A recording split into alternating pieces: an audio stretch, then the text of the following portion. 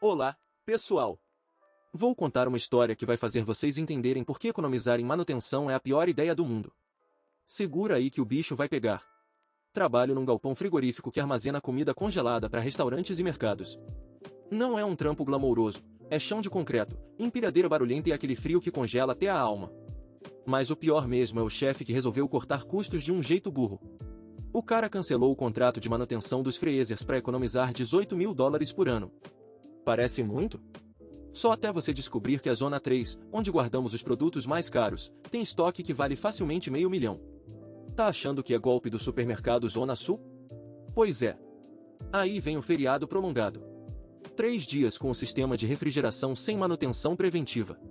O que poderia dar errado, né? Spoiler, tudo. Temos um cara aqui, o Vic, que é o mestre da gambiarra. O velho tem mais experiência com freezer que eu tenho de vida. Ele consegue diagnosticar problema só pelo barulho do compressor enquanto toma café.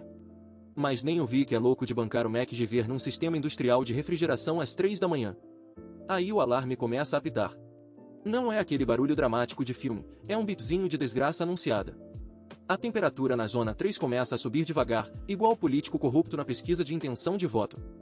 Meio grau aqui, 1 grau ali. E adivinha?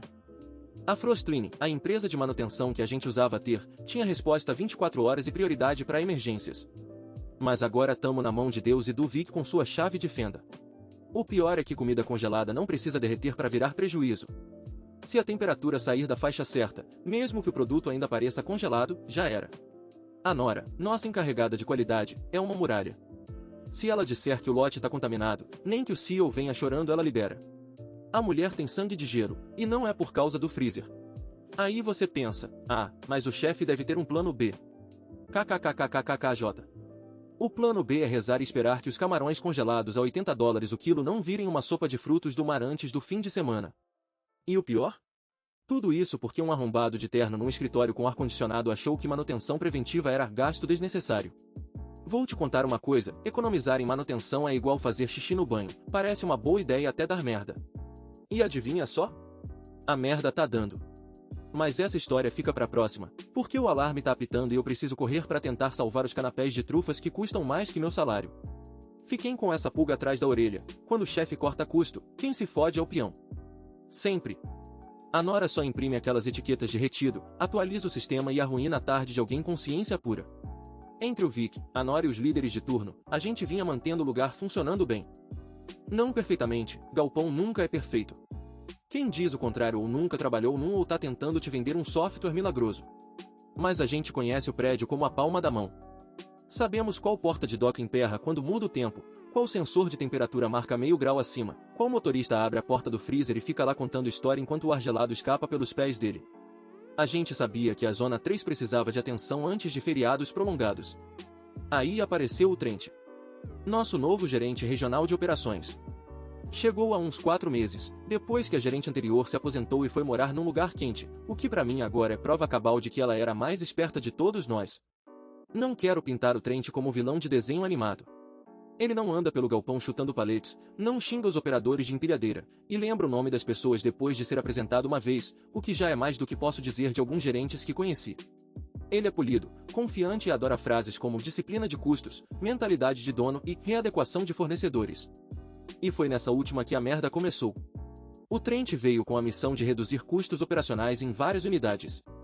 Eu entendo que custos importam. Também entendo que todo gerente acha que seus cortes são estratégicos e os dos outros são irresponsáveis. Não sou hipócrita, se me mandassem cortar horas extras, eu reclamaria. Se proibissem a compra daquele plástico bom para paletizar porque o barato rasga se você olhar feio, o pessoal do estoque ia chiar também. Mas armazenamento refrigerado é diferente. Você pode adiar pintar as linhas da doca, pode enrolar para trocar cadeiras do escritório, pode pechinchar com fornecedor de uniforme e discutir sobre grama parada.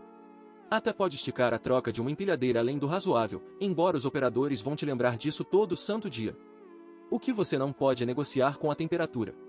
A temperatura tá cagando para o que foi decidido na reunião de budget. Ela não liga se o corredor tá apertado. Não se importa se o gerente regional acha que o contrato de manutenção tá inflado.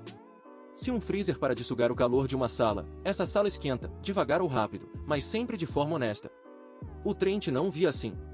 Ele via um gasto com fornecedor. O contrato com a Frostline veio à tona durante uma dessas revisões dele.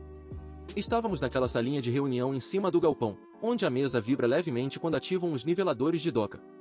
O Trent tinha uma lista de despesas recorrentes: monitoramento de segurança, controle de pragas, manutenção de baterias, descarte de resíduos, serviço de refrigeração. Ele circulou a Frostline. 18 mil por ano, ele disse, só para manutenção. O Vic estava sentado na minha frente. Vi a boca dele ficar tensa. Eu completei, para manutenção, resposta prioritária a emergências, suporte a alarmes e atendimento em finais de semana. O Trent bateu a caneta no número. Quantas vezes realmente usamos o despacho de emergência? Não é bem por aí, eu tentei explicar. É exatamente por aí, ele respondeu. O Vic recostou na cadeira.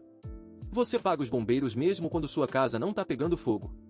O Trent sorriu como se o Vic tivesse feito um comentário engraçadinho de operário, daqueles que não mudam planilhas. Ainda temos manutenção interna, ele disse. O Vic apontou para si mesmo. Manutenção interna sou eu e sua equipe. Meu time conserta placas de doca, lâmpadas, danos instantes, carregadores de bateria e portas. Eles não são técnicos em refrigeração comercial. O Trent disse que entendia, o que foi uma pena, porque tudo que ele falou depois sugeria o contrário. Ele perguntou se as visitas trimestrais da Frostline eram realmente necessárias. O Vic rebateu, necessárias por quem? Pela lei? Pela garantia do equipamento? Pelos deuses do bom senso? O Trent não gostou da resposta. A Nora entrou na conversa porque segurança do produto está ligada ao desempenho da refrigeração.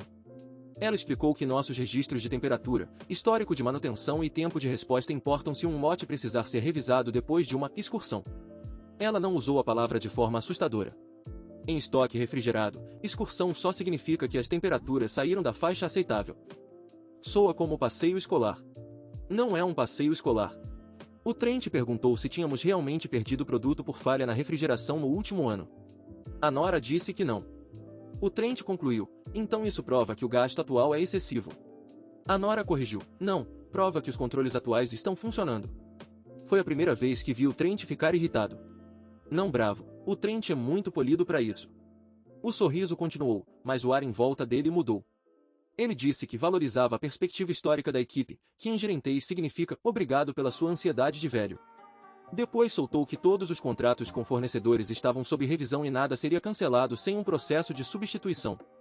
Sou razoável o suficiente para quase dar uma falsa sensação de segurança. Quase. 3 semanas depois, o contrato com a Frostline foi readequado. Não foi um cancelamento direto, isso seria óbvio demais. O Trent chamou de modelo de suporte revisado. As manutenções preventivas trimestrais foram pausadas para análise. O suporte remoto a alarmes continuou, mas só como monitoramento básico, ou seja, o sistema registrava os alarmes e enviava relatórios, mas nenhum técnico da Frostline analisava tendências noturnas ou nos ligava sem a gente pedir. O despacho prioritário de emergências foi cortado. Atendimento em finais de semana ainda estaria disponível, tecnicamente, mas a preços normais, sem desconto de contrato, sujeito à disponibilidade e exigindo aprovação de gastos antes de qualquer caminhão sair da base. Sujeito à disponibilidade é uma daquelas frases que parece inofensiva até você estar de pé num freezer às 2 horas da manhã. O novo procedimento para alarme saiu na mesma semana. No processo antigo, quando dava um alarme sério no freezer, a ligação ia direto pro VIC, que era o líder do turno da noite, pro contato de manutenção de plantão e pra Frostline. Se o alarme parava na hora e tinha uma causa óbvia, tipo uma porta que ficou aberta durante o carregamento, a gente só registrava e monitorava. Mas se a temperatura continuava oscilando ou o sistema repetia o alarme, a Frostline era chamada. A ideia era a velocidade. Problemas de frio são mais baratos quando você pega eles cedo. O novo processo tinha mais etapas. O pessoal do turno da noite tinha que verificar o alarme localmente. Essa parte até que era tranquila. Eles já faziam isso. Depois tinham que checar causas operacionais. Porta do dock, porta de pessoal, cortina de tiras, fluxo de ar bloqueado, obstrução do sensor, movimento recente de produto, tudo bem. Depois tinham que chamar a manutenção interna.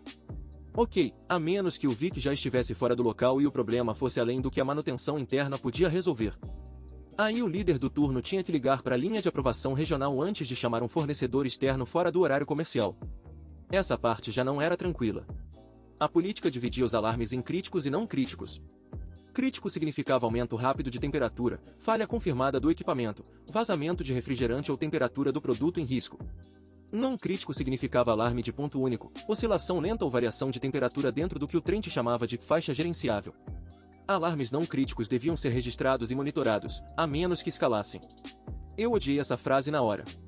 Faixa gerenciável? Gerenciável por quem? Por quanto tempo? Durante qual carga de estoque? Com qual temperatura externa? Em qual zona? Com qual tráfego de portas? Um freezer oscilando de menos 5 graus Celsius para 0 graus Celsius numa tarde tranquila de quarta-feira não é a mesma coisa que um freezer oscilando de 0 graus Celsius para 6 graus Celsius num final de semana de feriado com pedidos empilhados e metade das empresas de serviço lotadas. O Vic leu a política e disse: isso foi escrito por alguém que nunca viu uma sala perder o frio.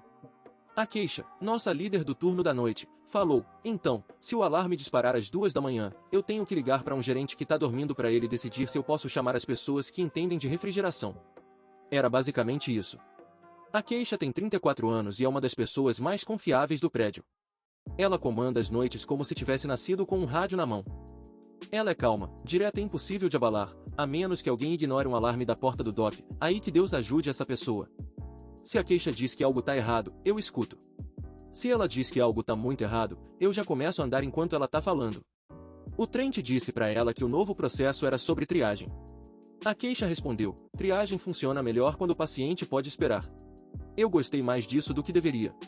O Trent não gostou. O novo processo entrou em vigor no começo do mês. Por cerca de 2 semanas, nada de dramático aconteceu. Essa é a parte perigosa das políticas ruins, elas geralmente não falham imediatamente. Elas ficam lá, parecendo razoáveis, até que surge uma situação que precisa do processo antigo. A Zona 3 começou a dar problemas na semana passada. Coisas pequenas. Nada que impressionaria alguém lendo um painel de controle de outra cidade. Uma oscilação de 2 graus na terça-feira à tarde. Uma recuperação um pouco mais longa depois de um ciclo de porta na quarta-feira de manhã. Geada em uma seção do alojamento do evaporador que o Vic não gostou. Os ventiladores funcionando mais alto que o normal depois do degelo. Um gráfico de temperatura que se corrigia, mas mais devagar do que deveria. De novo, não era um desastre. Nem perto disso. O produto continuava congelado.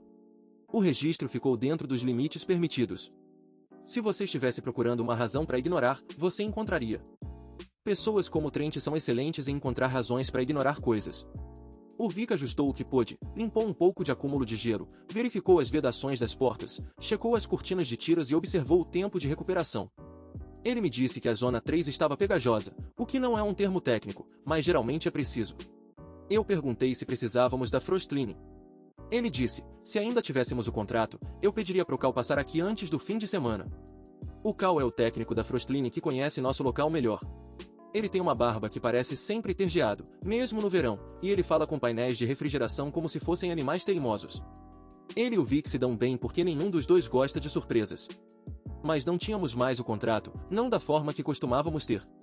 Eu perguntei pro Vic se era urgente, e ele fez uma cara. Depende do que acontecer a seguir. Essa não é uma resposta que você quer ouvir sobre uma zona de freezer antes de um fim de semana de feriado. O feriado importa porque estamos cheios agora. Restaurantes estão abastecidos para movimento de fim de semana, clientes de supermercado adiantaram pedidos, temos frutos do mar extras estocados porque um dos nossos clientes está fazendo uma promoção. Tem uma pilha de sobremesas congeladas importadas na Zona 3 que custam mais que o aluguel anual do meu primeiro apartamento. Também tem o estoque dos clientes, que é o equivalente em produto a pegar o carro de alguém emprestado e ouvir um barulho no motor antes de sair da garagem. Desculpa, comparação ruim. Vou dizer de forma mais direta, estoque dos clientes faz todo o problema parecer mais alto. Se perdemos nosso próprio produto, o financeiro fica bravo. Se perdemos produto do cliente, vendas fica bravo, atendimento ao cliente fica sobrecarregado, contratos são revisados e alguém da corporação começa a usar a frase impacto no relacionamento. Passei a maior parte de hoje andando pelo armazém com essa consciência desagradável na cabeça.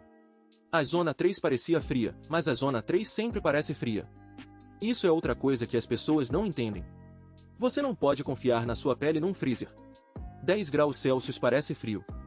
0 graus Celsius parece frio. Menos 10 graus Celsius parece frio. Se você entra e sai rápido, tudo parece que o ar está corrigindo seu rosto. Você precisa dos sensores, dos registros e das temperaturas do produto. Você precisa de pessoas que sabem como é uma recuperação normal. Às 15h30 dessa tarde, o Vic me mostrou a tendência. A Zona 3 tinha se recuperado depois do degelo, mas a linha estava preguiçosa. Voltou para onde precisava estar, mas demorou demais. Tipo um corredor terminando a corrida enquanto finge que não tá mancando. Perguntei se ele queria chamar a Frostline. Ele olhou para a sala dos gerentes lá em cima. Seguindo as regras novas? Eu entendi o que ele quis dizer. Se a gente chamasse a Frostline antes do alarme bater nos critérios críticos, o Trent ia dizer que foi exagero. Se a gente esperasse até a zona virar um forno, o Trent ia perguntar por que ninguém agiu antes. Esse é o tipo de armadilha que chefe ruim adora colocar os outros. A Nora apareceu lá pelas 16h15 com o tablet dela. Ela já tinha visto a mesma tendência porque fica monitorando os logs de temperatura como torcedor fanático vendo o jogo. Perguntou pro Vic se a zona estava estável. O Vic respondeu, tá estável até não estar mais. A Nora olhou para mim. Isso não é resposta de qualidade. O Vic rebateu, é resposta de manutenção. Ela não riu. A Nora checou o inventário da zona 3 e ficou quieta. Quando o controle de qualidade fica calado, é sinal de problema. Que há barulhento é só irritação. Que há em silêncio significa que estão fazendo conta de prejuízo na cabeça. Tamo cheio de produto de alto risco aqui, ela falou. Eu perguntei, alto risco de segurança. Alto risco de prejuízo, ela corrigiu. A maioria tá embalado, mas alguns clientes têm cláusulas tão chatas no contrato que se a temperatura oscilar e os logs não tiverem limpos, não vou liberar só porque as caixas ainda tão duras. Traduzindo, por favor, não me obriguem a ser adulta responsável depois. Às 16h45, o Trent passou pelo depósito para ir embora. Tava de camisa polo com o logo da empresa e óculos escuros pendurado na gola, escolha no mínimo questionável num lugar onde o clima predominante é queimadura de freezer. Perguntou como tava o fim de semana. Falei que tava lotado e que a zona 3 estava demorando para esfriar. Ele perguntou se tinha saído da faixa.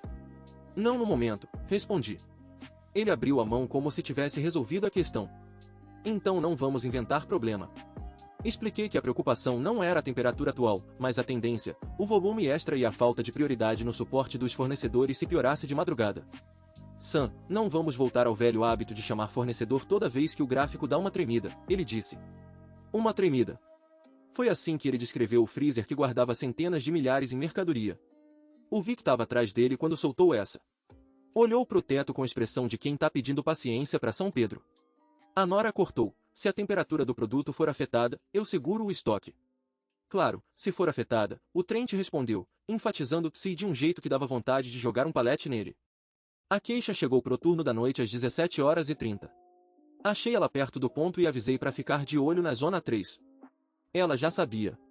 A queixa sempre sabe. Já tinha lido os relatórios, checado o painel de alarmes e perguntado pro Vic quais vedações de porta mereciam atenção. Falei para seguir o novo processo de escalonamento se acontecesse algo. Ela me deu aquele olhar. Eu sei, eu disse. Não, fala, ela insistiu. Checar alarme localmente, verificar causas operacionais, chamar o Vic, contactar a linha de aprovação antes de acionar fornecedor externo, a menos que bata nos critérios críticos. Boa, ela respondeu. Agora a gente odeia isso em voz alta. Por isso a queixa é foda. Fiquei até a leitura das 18 horas. A zona 3 estava dentro da faixa. Não confortavelmente, mas dentro. A linha do gráfico tinha estabilizado. O produto estava congelado. As portas fechadas. O dock limpo. Se quisesse fingir que estava tudo bem, dava. Às 18h22, quando eu estava saindo, o painel de alarme no escritório apitou. Uma vez só. Um bip curto e agudo. Não foi aquele alarme estridente que faz todo mundo correr, nem a luz vermelha de emergência. Só um pip. Variação de temperatura, zona 3. E sumiu antes que alguém precisasse fazer algo. O Trent chamaria isso de não crítico. Talvez fosse. O Vic estava perto do painel, fingindo que checava um carregador de bateria enquanto espiava a mesma coisa que eu. Viu o alarme sumir. Ficou quieto uns segundos. Depois soltou, esse daí vai voltar. Quando? Perguntei. Ele olhou para as cortinas de plástico das portas do freezer, que mal se mexia. Provavelmente quando todo mundo que aprova a coisa estiver dormindo. Então é isso. O feriado começa amanhã. A zona 3 está abarrotada. A Frostream não nos considera prioridade mais. A nova política diz que o turno da noite monitora e escala internamente antes de chamar fornecedor. O Vic acha que o alarme vai voltar. A Nora já avisou que não vai liberar produto duvidoso só para agradar chefe. A queixa tá na noite com uma política que odeia e um freezer que não confia. Talvez eu esteja errado, mas trabalha em câmara fria tempo suficiente para saber que o frio esconde os problemas, até o dia que decide não esconder mais. E se a Zona 3 resolver dar pau às 2 da manhã, ela não vai ligar que o Trent economizou $18.000. Atualização do OP. O alarme tocou às 1h47 da manhã. Não ouvi pessoalmente porque tecnicamente era meu dia de folga, e quem trabalha com operações sabe que folga é um conceito teórico que às vezes vem com sapatos melhores. Mas não tava no prédio quando a Zona 3 começou a encher o saco. A queixa tava. Já ouvi o relato completo dela, do Vic e de 2 funcionários do turno da noite. E vi o suficiente das telas de temperatura quando cheguei para saber que não foi caso de funcionário assustado exagerando. A Zona 3 fez exatamente o que o Vic previu, esperou todo mundo responsável estar dormindo. Segundo a queixa, o primeiro alarme não foi dramático. E isso que era perigoso. O painel não virou árvore de Natal. Nenhuma sirene encheu o depósito. Ninguém correu gritando. Foi um bip agudo na mesa perto do dock, seguido pelo tom repetitivo que avisa que uma zona saiu da faixa confortável e gostaria que um humano notasse. A queixa estava conferindo uma entrega atrasada quando aconteceu. Sexta-noite indo para sábado geralmente é mais tranquilo que as manhãs de fim de semana, mas não tá vazio. Tinha ainda 2 ordens no dock, um caminhão sendo carregado, um motorista esperando a papelada e 3 carregadores puxando produto para as rotas de sábado cedo. O depósito estava naquele ritmo noturno onde tudo parece mais alto do que deveria. O bip das empilhadeiras, o plástico de palete rasgando, as placas do dock batendo, o zumbido dos ventiladores do freezer atrás das cortinas de plástico.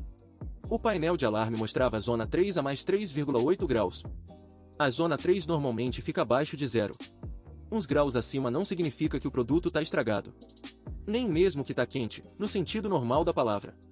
Você pode ficar num freezer a mais 3 graus e ainda sentir que seus dentes estão sendo pessoalmente insultados. Mas a faixa de temperatura existe por um motivo, e a zona 3 estava preguiçosa para se recuperar desde a tarde. A queixa fez exatamente o que a nova política mandava. Ela não pulou direto para o fornecedor. Checou as portas do dock primeiro. A porta 7 tinha sido aberta mais cedo para estocar frutos do mar, mas estava fechada e selada. A porta 8 estava fechada. A porta de pessoal perto do corredor do freezer estava trancada. Ninguém tinha deixado um palete meio dentro, meio fora, debaixo das cortinas de plástico, o que acontece mais do que todo mundo gostaria de admitir. Ela checou se o fluxo de ar estava bloqueado. Uma pilha de palês de sobremesas congeladas tinha sido colocada muito perto de uma das faixas internas, então ela mandou a equipe afastar. Não porque ela achava que os paletes causaram o alarme, mas porque quando um freezer está sofrendo, você para de dar motivos extras. O painel se normalizou depois de uns 6 minutos. Isso é o tipo de coisa que o Trent teria amado. Alarme pontual, deriva lenta, resolvido sem serviço externo, log e monitoramento. Numa terça-feira normal, com um contrato de serviço ativo e pouco estoque, isso teria sido suficiente. A queixa não gostou. Ela entrou na zona 3 com 2 dos carregadores e fez uma vistoria. Eles checaram as coisas óbvias. Vedação das portas, acúmulo de gelo perto da entrada, cortinas soltas, paletes muito apertados contra as paredes, qualquer coisa que explicasse por que o ar não estava circulando direito.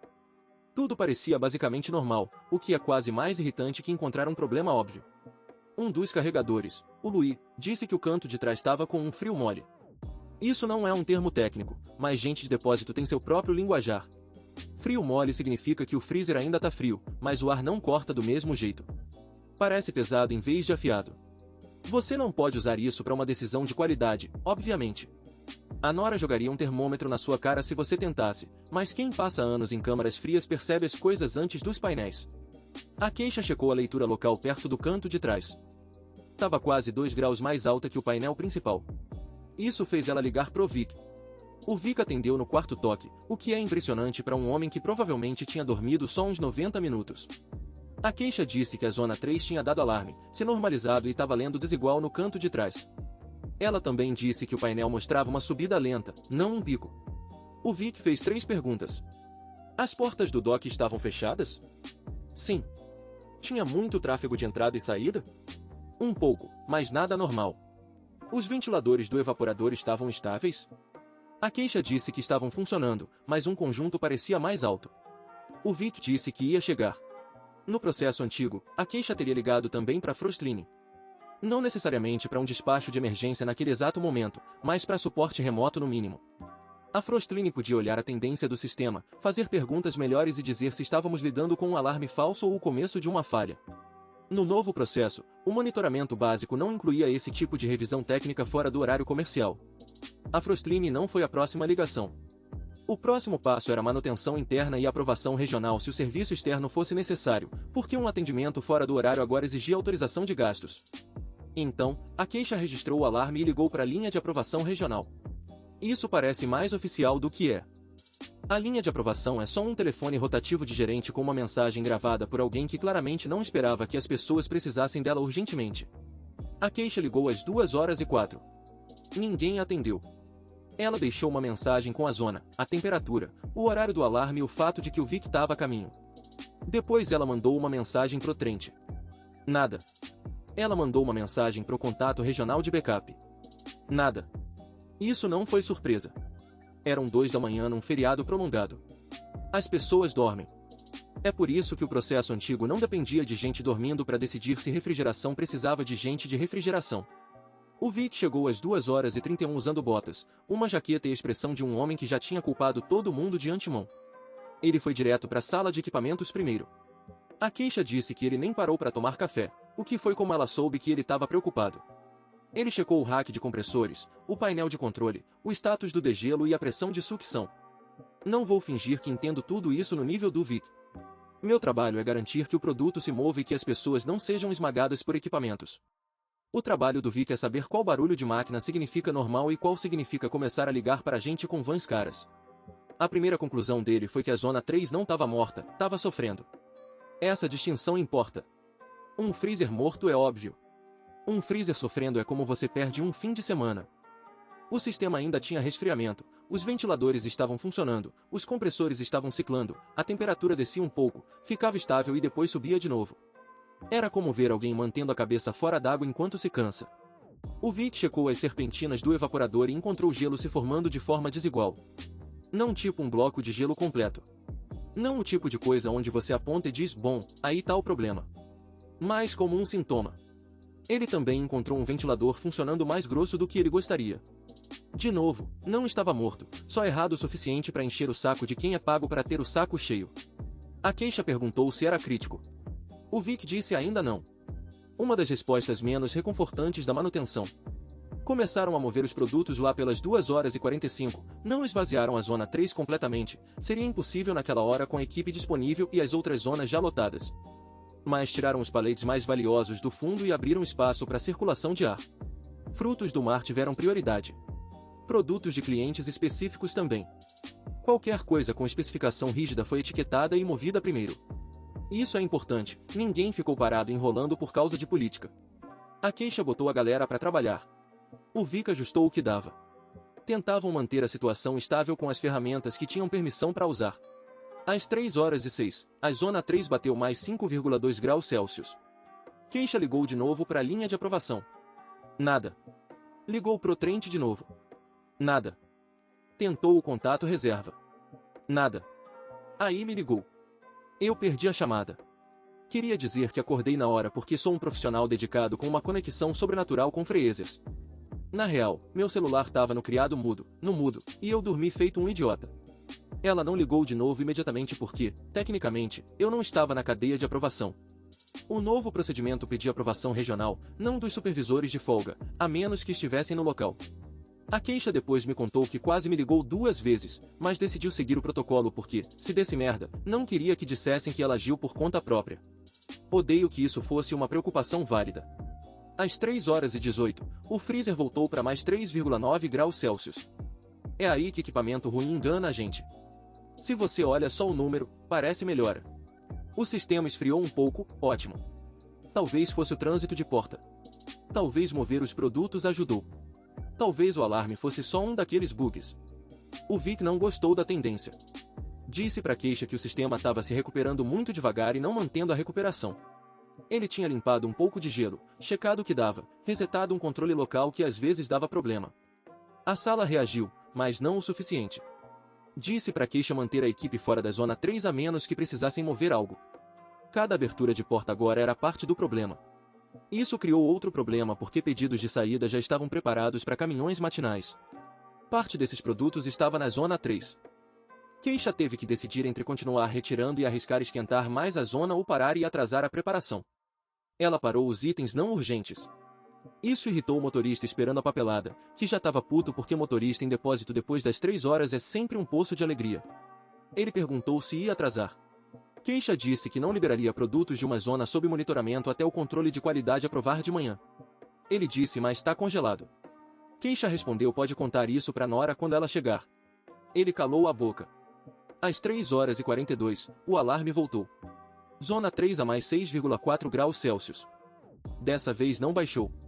Queixa passou de observando um problema para gerenciando um desastre. Tirou mais um selecionador do preparo, chamou o operador de empilhadeira designado pro freezer e começaram a transferir paletes prioritários para a Zona 1, onde tinha espaço. A Zona 1 não estava vazia, então não era simples. Não dá para enfiar paletes aleatórios num freezer e achar que tá resolvido. Precisa de separação por produto, corredores livres, divisão por cliente, rastreamento de lote e espaço para o ar circular. Senão você cria 3 problemas menores tentando resolver um grande. O Vic mesmo ligou para a linha regional às 3 horas e 50. Nada. Deixou um recado mais curto que o da queixa e provavelmente menos educado. Aí disse para ela, nessa hora eu chamaria o Cal. Cal é o técnico da Frostline que mencionei antes. No contrato antigo, o Vic já teria o Cal ou alguém da Frostline no telefone. Talvez teriam sugerido algo. Talvez teriam despachado alguém. Talvez teriam dito, você tem 2 horas antes que isso fique caro. O ponto é, profissionais de refrigeração já estariam envolvidos antes da grama virar um morro. No novo processo, o Vic não ligou. Sei que tem gente que vai dizer, devia ter ligado mesmo assim, eu entendo, falando agora depois de tudo o que aconteceu. É fácil dizer que alguém devia ter ignorado o protocolo e chamado o fornecedor. Mas no acordo revisado, ligar não significava ter um técnico. Um despacho exigia aprovação. E se nada desse errado depois, o Vic seria o cara que gerou o custo emergencial não autorizado depois de ser expressamente instruído a não fazer isso. Gente é demitida por ignorar protocolo. Gente é culpada por chamados caros se nada acontece. Quem trabalha de noite e com manutenção tá acostumado a ouvir que exagerou depois de evitar o desastre que ninguém viu. O Trent passou semanas deixando claro que chamados desnecessários eram o problema. Então seguiram as novas regras. Às 4 horas e 7, Queixa finalmente recebeu retorno do contato regional reserva, não o Trent. Era um gerente de outro site chamado Aaron, que não conhecia nosso prédio e provavelmente foi arrastado do sono pelo terceiro recado. Queixa explicou a situação. Aaron perguntou se a zona tinha ultrapassado o limite crítico. Queixa disse ainda não, mas está subindo e não se recuperando direito. Aaron perguntou se o Vic estava no local. Ela disse sim. Aaron perguntou se o Vic tinha confirmado falha no equipamento. Queixa olhou pro Vic. Vic disse, fala que eu confirmei que o equipamento tá se comportando que nem lixo. Queixa traduziu para, a manutenção confirmou operação anormal, mas não falha completa. O Aaron disse que, se não era uma falha completa e as temperaturas do produto não tinham sido confirmadas acima dos limites, eles deveriam continuar monitorando e escalar se o alarme atingisse o limite crítico. E lá estava, continue monitorando. Não culpo tanto o Aaron quanto culpo o processo. Ele estava seguindo o mesmo fluxograma de outro prédio, com menos informação e menos sono. O processo fazia a pergunta errada. Perguntava se o problema era crítico naquele momento. Falhas de refrigeração geralmente são sobre se o problema está se tornando crítico enquanto você ainda tem tempo para pará-lo. Às 4 horas e 30, o Vic tentou ganhar mais tempo. Ele ajustou o ciclo de degelo, limpou mais gelo da seção acessível e verificou o funcionamento do ventilador novamente. A queixa fez a equipe reduzir o tráfego na Zona 3 o máximo possível. Eles estacionaram alguns paletes no vestíbulo, só o tempo suficiente para transferi-los para outras zonas. O Louis fez verificações preliminares nos paletes acessíveis usando o termômetro de emergência da estação de Kia. Ninguém tratou aquelas leituras como definitivas. Eram apenas o suficiente para nos dizer se já estávamos mortos ou ainda lutando. As temperaturas dos produtos ainda estavam aceitáveis. Isso deu a todos um pouco de esperança. Não muita, só o suficiente para tornar a próxima hora mais frustrante. Às 4 horas e 58, a Zona 3 caiu para mais 4,7 graus Celsius. Às 5 horas e 16, subiu para mais 5,5 graus Celsius. Às 5 horas e 38, chegou a mais 7,1 graus Celsius. Naquele momento, o ambiente ainda estava congelado, mas estava perdendo a briga. Dava para ver isso na forma como as pessoas se moviam. Trabalhadores noturnos geralmente são eficientes de uma maneira constante e cansada. Agora, eles eram eficientes de uma maneira afiada. Os rádios apitavam mais curtos, os empilhadores se moviam com menos movimentos desperdiçados, e as pessoas pararam de fazer as pequenas piadas que mantêm o trabalho noturno normal. A queixa ligou para o Trent novamente às 4 horas e 51. Dessa vez, ele atendeu. Ela disse que ele parecia um homem que foi acordado em um mundo que ele não aprovava. Ela explicou o histórico do alarme, a tendência da temperatura, as descobertas do Vic, os movimentos dos produtos e as instruções do Aaron para continuar monitorando. O Trent perguntou se o produto ainda estava congelado. A queixa disse que sim, mas a zona ainda estava subindo. Ele perguntou se tinha atingido o limite crítico. Ela disse, ainda não. Ele disse, então continue monitorando e não crie pânico desnecessário. A queixa afastou o telefone do rosto por um segundo porque precisava olhar para algo que não fosse uma pessoa. Então ela perguntou, a que temperatura você quer que a Frostline seja chamada? O Trent disse, se o Vic confirmar uma falha crítica no equipamento. O Vic estava perto o suficiente para ouvir isso. A queixa disse que ele riu uma vez, sem humor. Ela perguntou ao Trent se ele queria falar diretamente com o Vic. O Trent disse que estava se vestindo e ligaria de volta em 20 minutos. Ele não ligou de volta em 20 minutos. Às 5h52, a queixa me ligou novamente. Dessa vez, eu acordei. Há um tipo específico de medo que vem de ver o nome de um líder de depósito no seu telefone antes do amanhecer. Meu primeiro pensamento foi lesão. Meu segundo pensamento foi um vazamento de amônia, mesmo que nosso sistema naquele local não fosse um daqueles pesadelos antigos de amônia. Meu terceiro pensamento foi a Zona 3, porque aparentemente meu cérebro dormindo é mais esperto que meu otimismo acordado. Atendi com, o que aconteceu? A queixa disse, a Zona 3 ainda está congelada, mas não está ganhando. Essa frase me deixou mais acordado que café. Ela me deu a versão resumida. Primeiro alarme às 1h47. Vic no local. Temperatura oscilando. Produtos ainda dentro da faixa aceitável nas sondas que haviam verificado. Paletes prioritários movidos. Aprovação regional contatada. Frostline ainda não chamada. Perguntei se o Trent havia autorizado a Frostline. Não. Ele disse para não chamar? Ele disse, se o Vic confirmar falha crítica. Perguntei o que o Vic disse. Ouvi a queixa mover o telefone. Então a voz do Vic veio de algum lugar próximo. O Vic disse, diga ao Sam que essa coisa não vai melhorar porque alguém continua pedindo para ela ser educada. Eu estava fora da cama antes que ele terminasse a frase. Disse a queixa para continuar movendo os produtos prioritários se pudessem fazer isso sem piorar a zona. Continue verificando as temperaturas dos produtos e mantenha o tráfego fora da Zona 3 a menos que seja necessário. Disse a ela que estava indo para lá. Ela disse, bom, traga Nora se puder. Foi a decisão certa. Liguei para Nora às 5h58. Ela atendeu como alguém que esperava o telefone tocar. Zona 3, ela disse. Sim. Quão alta? 7 subindo. Temperaturas dos produtos? Ainda boas nas verificações que fizeram. Por enquanto, ela disse. A Nora não desperdiça palavras antes do nascer do sol. Ela disse que me encontraria lá.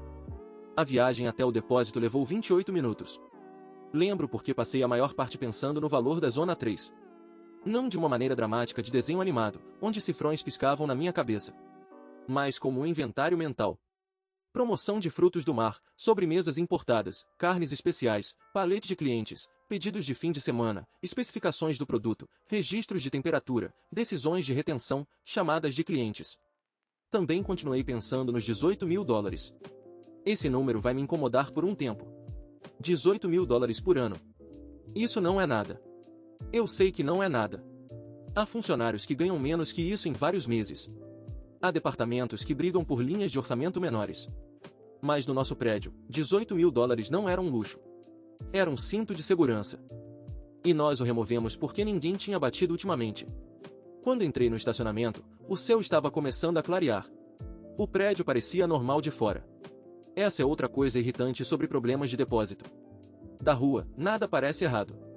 As mesmas portas de doca, as mesmas luzes, os mesmos caminhões, a mesma placa. Você pode ter 6 dígitos de produto em risco, e o prédio simplesmente fica lá, parecendo um prédio. Dentro, o escritório da doca estava muito acordado. A queixa estava no painel. O Vic estava saindo da sala de equipamentos com gelo na manga do casaco. O Louis e outros selecionadores estavam movendo um palete de frutos do mar em direção à Zona 1. O bip do empilhador ecoava no concreto de uma forma que fazia tudo parecer mais alto do que era. O painel de alarme mostrava a Zona 3 a mais 8,3 graus. Ainda congelada, mas longe de estar ok. O Vic me viu encarando o número e soltou. Ela nos deu um tempo, agora quero o pagamento. Perguntei se devíamos chamar a Frostline. Vic olhou para a queixa, depois para mim. Pelos novos protocolos, Ele disse, você precisa do Trent. Liguei pro Trent às 6h31. Não atendeu. A Nora entrou às 6h34 carregando a bolsa de controle de qualidade e aquele olhar de alguém vai pedir para eu passar pano e eu já decidi que não vou. Deu uma olhada no painel, me encarou e mandou, começa a checar temperatura por seção, canto de trás primeiro. Virou para queixa, nada sai da zona 3 até eu liberar. Queixa respondeu, já parei tudo. Nora acenou. Bom. Foi quando o primeiro motorista das entregas de sábado apareceu no escritório perguntando por que a rota dele não estava pronta. Ninguém respondeu na hora. Ele olhou pro painel de alarme, pros funcionários de jaqueta térmica correndo, depois para mim. Vai demorar? Ele perguntou. Eu olhei pro termômetro da zona 3, depois para Nora, depois de volta para ele. Sim, falei. Vai. Atualização 2. Quando o sol nasceu, o freezer estava perdendo a guerra. Na hora que o motorista perguntou se ia demorar, a zona 3 já marcava mais 8,3 graus e subindo. Para quem não trabalha com comida congelada, pode não parecer grave. Ainda tá abaixo de zero. Ninguém ia abrir uma caixa e achar um lago de camarão descongelado. Os paletes ainda pareciam paletes, as caixas ainda pareciam seladas. Se você entrasse na zona 3 sem olhar o painel, seu primeiro pensamento ainda seria quero vazar daqui. Esse é o perigo dos freezers. A sala pode parecer um inferno gelado, mas já está fora da faixa que seu produto, cliente, seguradora e programa de qualidade aceitam. A diferença entre frio o suficiente para doer seus dedos e frio o suficiente para proteger 500 mil em mercadoria não é algo que sua pele julga. A Nora começou os testes de temperatura na hora. Botou o Louis e outro cara para puxar caixas das áreas mais quentes enquanto ela manuseava o termômetro. Nora não terceiriza decisões. Ela deixa a galera carregar, escanear e reclamar, mas a palavra final é sempre dela. Os primeiros produtos ainda estavam dentro do aceitável. Isso nos deu tempo, mas não alívio. A temperatura do produto demora para acompanhar a da sala. Um freezer pode esquentar um tempão antes que o centro de uma caixa reflita isso, especialmente se os paletes estiverem bem embalados. Esse atraso é bom se você quer salvar o estoque. É péssimo se alguém quer fingir que tá tudo bem porque o produto ainda não aqueceu. A queixa já tinha parado de puxar itens da zona 3, exceto transferências prioritárias. O Vic estava entrando e saindo da sala de equipamentos, tentando espremer mais um pouco de um sistema que claramente estava de birra. Chequei as áreas de preparo e vi 3 rotas afetadas, 2 restaurantes, um distribuidor e um pedido especial com tanta sobremesa importada que me fez odiar a existência da confeitaria. O motorista ainda esperava uma resposta. Caminhoneiro vive de cronograma, e atrasos em depósito são onde os cronogramas vão para serem humilhados. Falei que estávamos retendo produtos de uma zona até o que a liberar, e que ele devia checar com a central. Ele perguntou quanto tempo ia levar. Respondi que não sabia ainda, o que era verdade, e portanto inútil. Ele resmungou algo sobre perder a próxima coleta. Nem culpei o cara. Problema no freezer aqui vira problema de cronograma para alguém em minutos.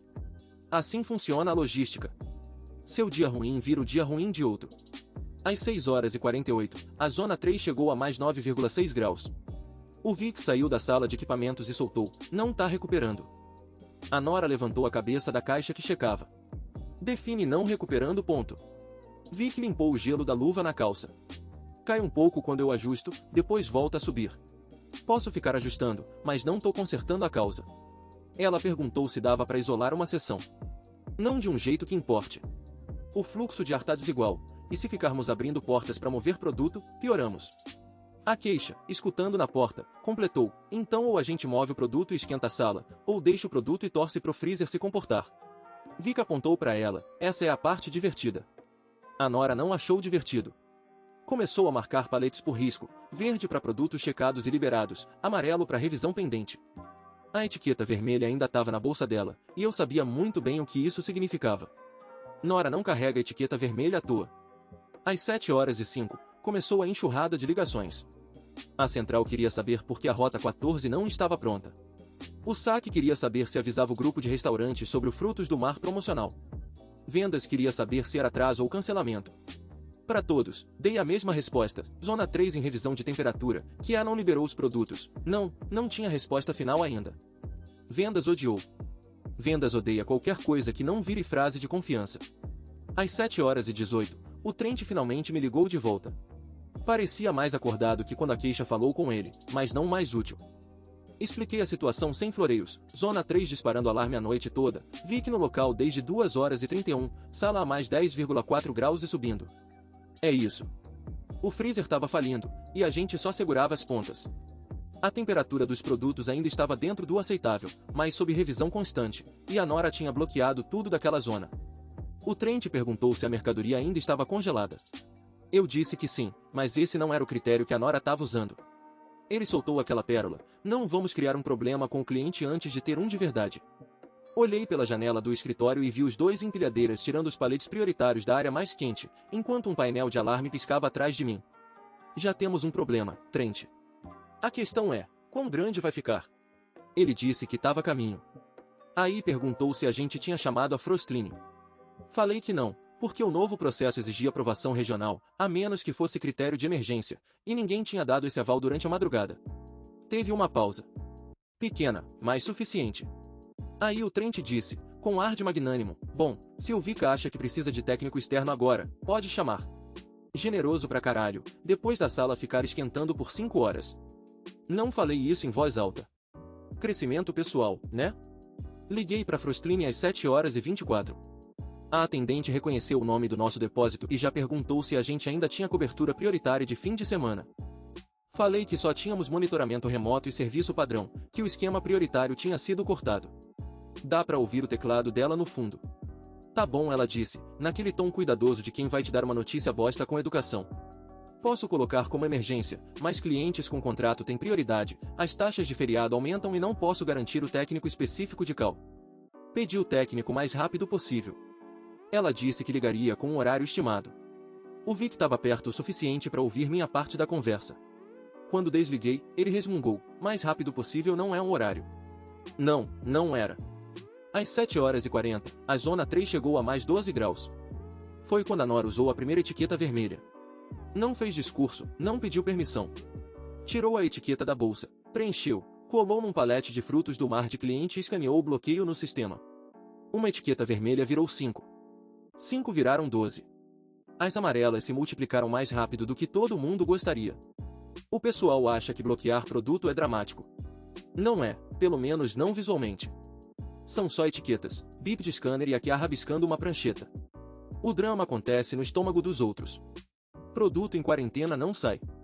Não importa se o caminhão tá esperando. Não importa se o cliente é importante.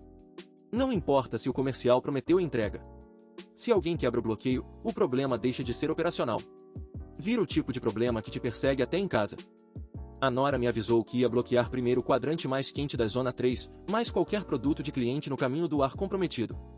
Queria leituras contínuas da sala, temperaturas por localização e lista de todos os paletes movidos desde o primeiro alarme. A queixa já tinha começado essa lista porque ela é daquelas pessoas que resolve seu problema antes de você saber que ele existe. Às 8h05, o Trent chegou. Entrou pelo escritório, não pelo dock, o que me mostrou que ele ainda não tinha entendido a merda do dia que a gente tava tendo. Tava de polo da empresa, jeans e cara de homem pronto para ser razoável com todo mundo. Parou quando viu a área de triagem. Paletes espalhados em corredores improvisados, alguns com etiqueta amarela, outros vermelha. Empilhadeiras manobrando com cuidado porque o fluxo normal estava interrompido. 2 motoristas esperando. O saque tinha mandado alguém descer porque os telefones estavam explodindo, e queriam estar no olho do furacão. A Nora estava ajoelhada ao lado de um palete com uma caixa de termômetros aberta. O Vic e a queixa conversavam perto da porta do freezer, os dois olhando para a zona 3 como se ela tivesse decepcionado eles pessoalmente. O Trent me olhou e perguntou: por que tudo isso tá aqui fora? Por que estamos tirando os produtos prioritários da área afetada e bloqueando tudo que a Nora não liberou? Ele olhou para as etiquetas vermelhas. Já. A Nora se levantou antes que eu pudesse responder. Sim. O Trent virou para ela. Nora, entendo a cautela, mas precisamos ser comercialmente responsáveis. Se o produto ainda está congelado, temos que evitar transformar um problema controlável em uma crise. A Nora tirou uma luva devagar, só para poder usar o tablet. Produto em quarentena não embarca. Não tô pedindo para enviar produto inseguro. Você tá me pedindo para considerar enviar produto de uma zona que opera acima da temperatura há horas, enquanto ainda avaliamos o estrago. Isso é o meu julgamento profissional. Fim da conversa. Mesmo que o Trent não tenha percebido na hora. Ele tentou de novo. Perguntou se algum produto tinha ultrapassado os limites legais. A Nora disse que alguns não. Alguns ainda estavam sendo avaliados. E alguns clientes tinham exigências mais rígidas que o mínimo legal. Ele perguntou se dava para liberar os itens de baixo risco primeiro. A Nora disse que sim, depois de checados, registrados e liberados pela QA. Ele perguntou quanto tempo isso levaria. A Nora respondeu, mais tempo se eu tiver que ficar explicando. Quase sorri. Não sorri porque gosto de ter emprego. Às 8h22, a Frostream me ligou de volta. Tinha um técnico, mas ele estava terminando um serviço de emergência 2 cidades adiante. Previsão de chegada entre 10h30 e 11h15. O Vic soltou um palavrão que não vou repetir aqui. O Trent perguntou se a Frostream tinha entendido que era uma emergência. Eu disse, eles entenderam. A gente não é mais prioridade. Ele não gostou. Ainda somos clientes. Sim, clientes sem prioridade num feriado prolongado. Isso doeu. Não o suficiente para ele admitir nada, mas o suficiente para mandar a mandíbula dele travar. Às 8h30, a Zona 3 chegou a mais 14,7 graus. Esse número mudou o clima. Até então, ainda tinha espaço para otimismo. Agora? Agora era só desgraça. Talvez a sala se estabilizasse, talvez a Frostline chegasse mais rápido do que o esperado, talvez as temperaturas dos produtos se mantivessem baixas o suficiente, e o tempo de exposição fosse curto para salvar a maior parte. Mas com quase 15 graus acima, otimismo começou a parecer irresponsabilidade. A Nora ampliou o bloqueio. Passou do quadrante mais quente para metade de trás da Zona 3, depois para qualquer palete que tivesse na sala desde o primeiro alarme e não tivesse certeza da temperatura segura. A queixa fez a equipe parar todo o movimento não essencial, o Vic tentou outro ajuste, e a sala respondeu caindo 0,2 de grau, para subir de novo, o que foi basicamente um tapa na cara. O atendimento ao cliente escalou para a gerência de vendas lá pelas 8h45. Sei disso porque o Paul da gerência me ligou às 8h47. Ele tem aquela voz de quem acha que todo problema operacional se resolve explicando a importância do cliente para gente que já sabe. Ele perguntou se eu entendia que o promo de frutos do mar era atrelado a um grande grupo de restaurantes. Eu disse que sim. Ele perguntou se dava para priorizar a liberação. Eu disse que o controle de qualidade já estava priorizando a análise. Ele perguntou se a Nora não estava sendo muito conservadora. Aí eu passei o telefone para a Nora, pouco profissional, mas eficiente. A Nora ouviu uns 15 segundos e soltou, se você quer vender frutos do mar expostos à temperatura sem liberação do CQ, pode botar seu nome na decisão e eu boto o meu no relatório explicando por que eu discordei. Ela ouviu de novo. Depois devolveu o telefone, imaginei que não. O Paul tinha desligado. A hora seguinte foi basicamente triagem. Movemos o que dava sem piorar a situação. Checamos temperaturas, marcamos paletes, atualizamos motoristas com respostas precisas e insatisfatórias. A queixa realocou 2 caras do carregamento para ajudar na identificação. O Louis ficou escaneando etiquetas e murmurando números de lote como se fosse um mantra. O Vic ficou perto da sala dos equipamentos, saindo a cada 10 minutos mais impaciente. Às 9h12, a Zona 3 chegou a mais 16,8 graus Celsius. A Nora me puxou de lado, se chegar a 20 e se manter, vou considerar contaminação ampla para tudo que não tiver verificado. Perguntei quão ampla. Ela olhou para as portas do freezer e disse, ampla. Essa não é uma palavra que você quer ouvir do CQ. O Trent passou parte dessa hora no telefone lá em cima. Não sei quem ele ligou, regional, talvez, ou matriz, ou alguém do financeiro. Voltou mais sério e menos arrumado. Pedi um valor preliminar dos produtos retidos. Eu disse que ainda estávamos calculando. Ele insistiu num chute. A Nora tinha um. A Nora sempre tem. Ela soltou que os produtos com bloqueio vermelho já representavam uns 280 mil dólares em estoque, e os com etiqueta amarela em análise mais 170 mil, sem contar créditos, descarte, envios errados ou mais produtos se a contaminação aumentasse. O Trent encarou ela. São números preliminares, ela disse. Ele respondeu, então não sabemos se é perda total. Não, a Nora corrigiu, sabemos que está retido. Perda depende do histórico de temperatura, SEC do cliente se conseguimos defender a liberação. Defender a liberação, o Trent repetiu. Para quem? A Nora olhou para ele como se ele tivesse perguntado por que comida precisa de rótulo. Clientes. Auditores. Seguradora. Órgãos reguladores, se chegar lá. Nós mesmos, se quisermos continuar no negócio. O Trent não teve resposta rápida para isso. Às 9h40, a temperatura passou de mais 18 graus Celsius.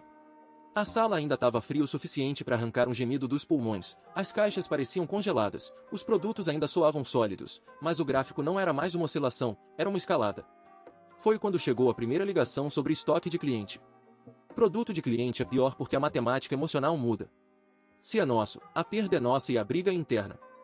Se é do cliente que paga para armazenar, a gente tem que explicar por que o que ele confiou pra gente pode ter virado lixo. É tipo danificar a mala alheia, só que a mala tá cheia de frutos do mar caros e cláusulas contratuais. O atendimento perguntou se podiam dizer que o produto do cliente estava atrasado temporariamente. A Nora respondeu: digam que está sob retenção de qualidade devido a um evento de temperatura. O atendimento odiou essa frase, era precisa e alarmante. O Trent sugeriu revisão de equipamento. A Nora disse não.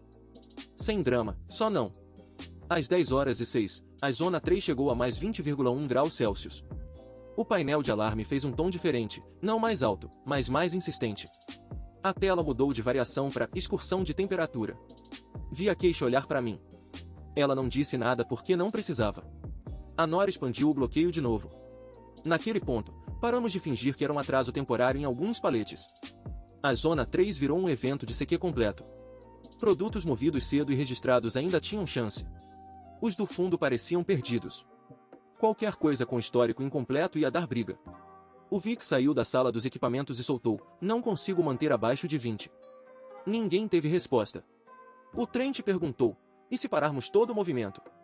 O Vic olhou para ele: já paramos. E se abrirmos menos?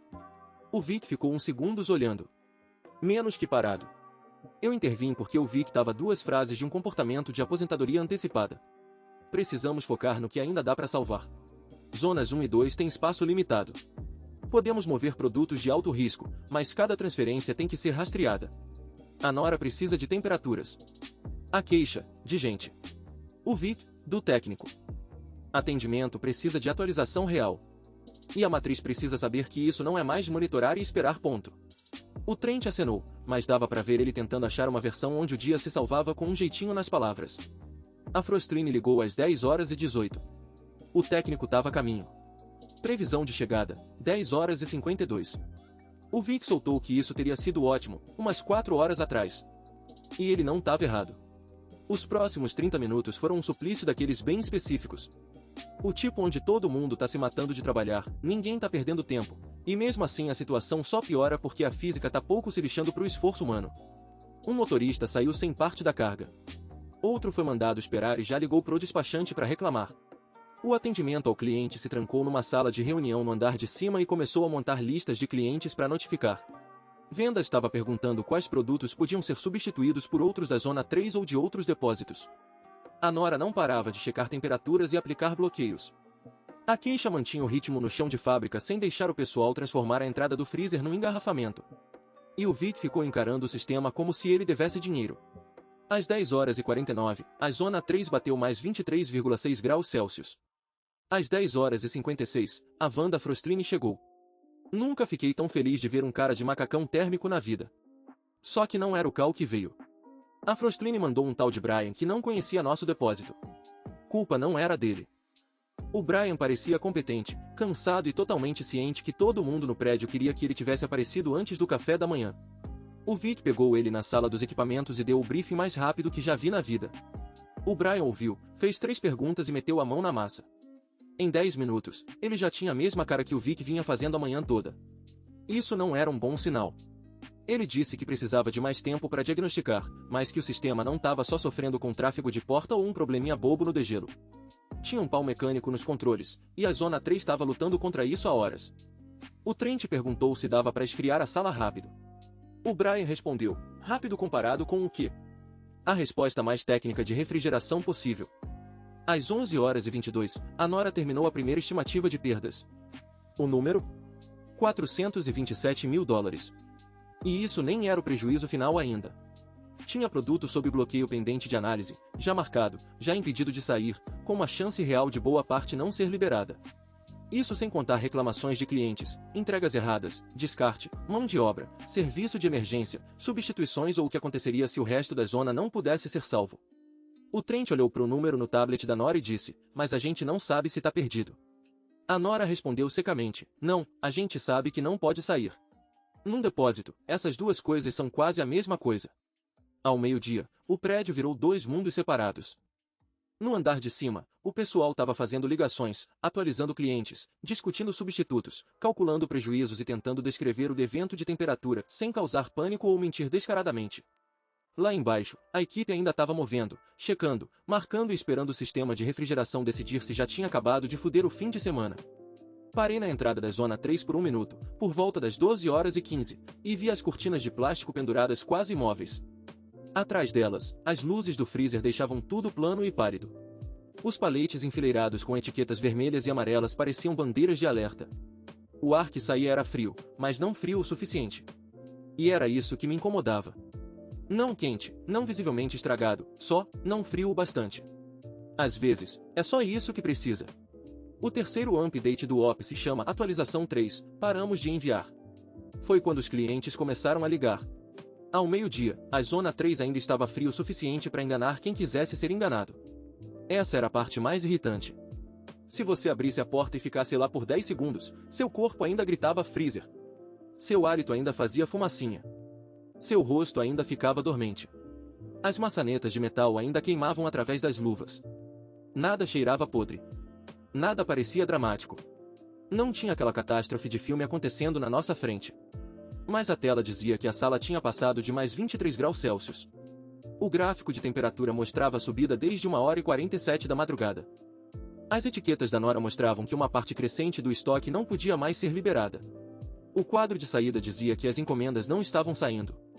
E o Brian da Frostline, que já estava na sala dos equipamentos há quase 1 hora, tinha a cara de um homem tentando não dizer algo caro antes da hora. A gente tinha chegado no ponto onde o freezer não era o único sistema falhando. O envio estava falhando. O atendimento ao cliente estava falhando. Vendas estava falhando. Não porque esses departamentos fossem ruins, mas porque todos dependiam da mesma premissa: o produto congelado estaria disponível quando o cronograma dissesse que estaria. Quando isso parou de ser verdade, o depósito virou um problema matemático muito, muito frio. A Keisha e eu dividimos o chão de fábrica. Ela cuidou do movimento e da equipe porque o turno da noite ainda era tecnicamente dela ter a troca completa do dia. Eu fiquei com o triângulo podre entre envios, controle de qualidade e gerência. O Vic ficou com o Brian porque o Vic não confiava em mais ninguém para traduzir problema de refrigeração para consequências no depósito. E a Nora estava revisando produtos como quem desarma uma bomba com um scanner. Cada palete dentro e ao redor da Zona 3 tinha que ser contabilizado, onde tinha sido armazenado, quando foi movido, de qual seção veio, se estava no canto fundo, perto da entrada, perto do fluxo de ar ou num dos racks do meio onde as leituras eram menos horríveis. Se tinha dono específico, tinha que ser separado. Se tinha especificações rígidas do cliente, tinha que ser marcado. Se estava vinculado a um pedido, o atendimento precisava saber se ia atrasar, substituir ou cancelar. Essa é a parte que ninguém pensa quando houve problema no freezer. Eles imaginam uma máquina quebrada. Não imaginam a papelada do frio. Um palete não vira simplesmente bom ou ruim. Ele vira revisado, bloqueado, liberado, rejeitado, parcialmente liberado, cliente notificado, reclamação pendente, substituição possível ou lixo necessário. Cada uma dessas categorias cria trabalho para uma pessoa diferente que já está atolada até o pescoço. Às 12h30, já tínhamos 4 caminhões atrasados, um carregamento faltando e 2 caminhões parados no pátio com motoristas que tinham ouvido 3 versões diferentes de Já Vai. O atendimento ao cliente tinha se mudado das mesas para a sala de reuniões no andar de cima, porque precisavam coordenar ligações sem ter que gritar entre os cubículos. O pessoal de vendas se juntou a eles, o que significava que agora a sala tinha gente tentando resolver um problema físico usando tom de voz diplomático. Subi para o primeiro atendimento importante porque a conta era grande demais para eu fugir, seria covardia disfarçada de eficiência. O cliente era um grupo de restaurantes da região. Tinham um lote de frutos do mar congelados para uma promoção de fim de semana. Parte desse estoque estava na Zona 3, marcado com as etiquetas vermelhas da Nora. O diretor de operações deles estava na ligação, junto com alguém do nosso atendimento, o Paulo de vendas, o Trent, a Nora e eu. O Paulo começou com um papo de revisão temporária da cadeia de frio, que não era mentira, mas soava como coisa que um consultor fala antes de pedir mais tempo. A Nora corrigiu ele em 30 segundos. Teve um silêncio na linha. O diretor perguntou: "Nosso produto está comprometido?" A Nora respondeu: "Parte pode estar. Não vou dizer sim ou não até terminar a análise." O Paulo ficou com cara de quem tomou um susto tão forte que a alma saiu do corpo por um segundo. O Trent se inclinou pro viva voz: "Estamos sendo extremamente cautelosos nessa fase." A Nora olhou para ele, mas não interrompeu. O cliente perguntou se a gente tinha substituto de outra zona ou outro depósito. Tinha um pouco, mas não o suficiente para fechar o pedido exato. Vendas começou a trabalhar em alternativas. O cliente não ficou feliz, mas foi mais controlado do que eu esperava. Gente do ramo de alimentação entende de problemas de supply chain. Só odeia descobrir 6 horas antes de uma promoção começar. Depois dessa, vieram mais ligações. Um distribuidor de supermercado com 2 paletes de sobremesas congeladas gourmet, uma rede de hotéis esperando produtos para banquetes, um fornecedor especializado cujo estoque do cliente estava exatamente na parte da zona 3 que a Nora tinha parado de tentar ser otimista. E um dono de restaurante pequeno, que não era um dos nossos maiores clientes, mas parecia o mais exausto. Porque um pedido faltando no sábado para um lugar pequeno dói muito mais do que para uma rede. Essa ligação ficou na minha cabeça. Ele não gritou. Só disse, preciso saber se mudo o cardápio antes dos meus cozinheiros chegarem. Não tinha resposta bonita para isso. Só a verdade. Sim, eu falei. Eu mudaria. O Paulo me deu um olhar. Ignorei. Lá embaixo, o freezer continuava esquentando. Às 12h48, a zona 3 chegou a mais 25,2 graus.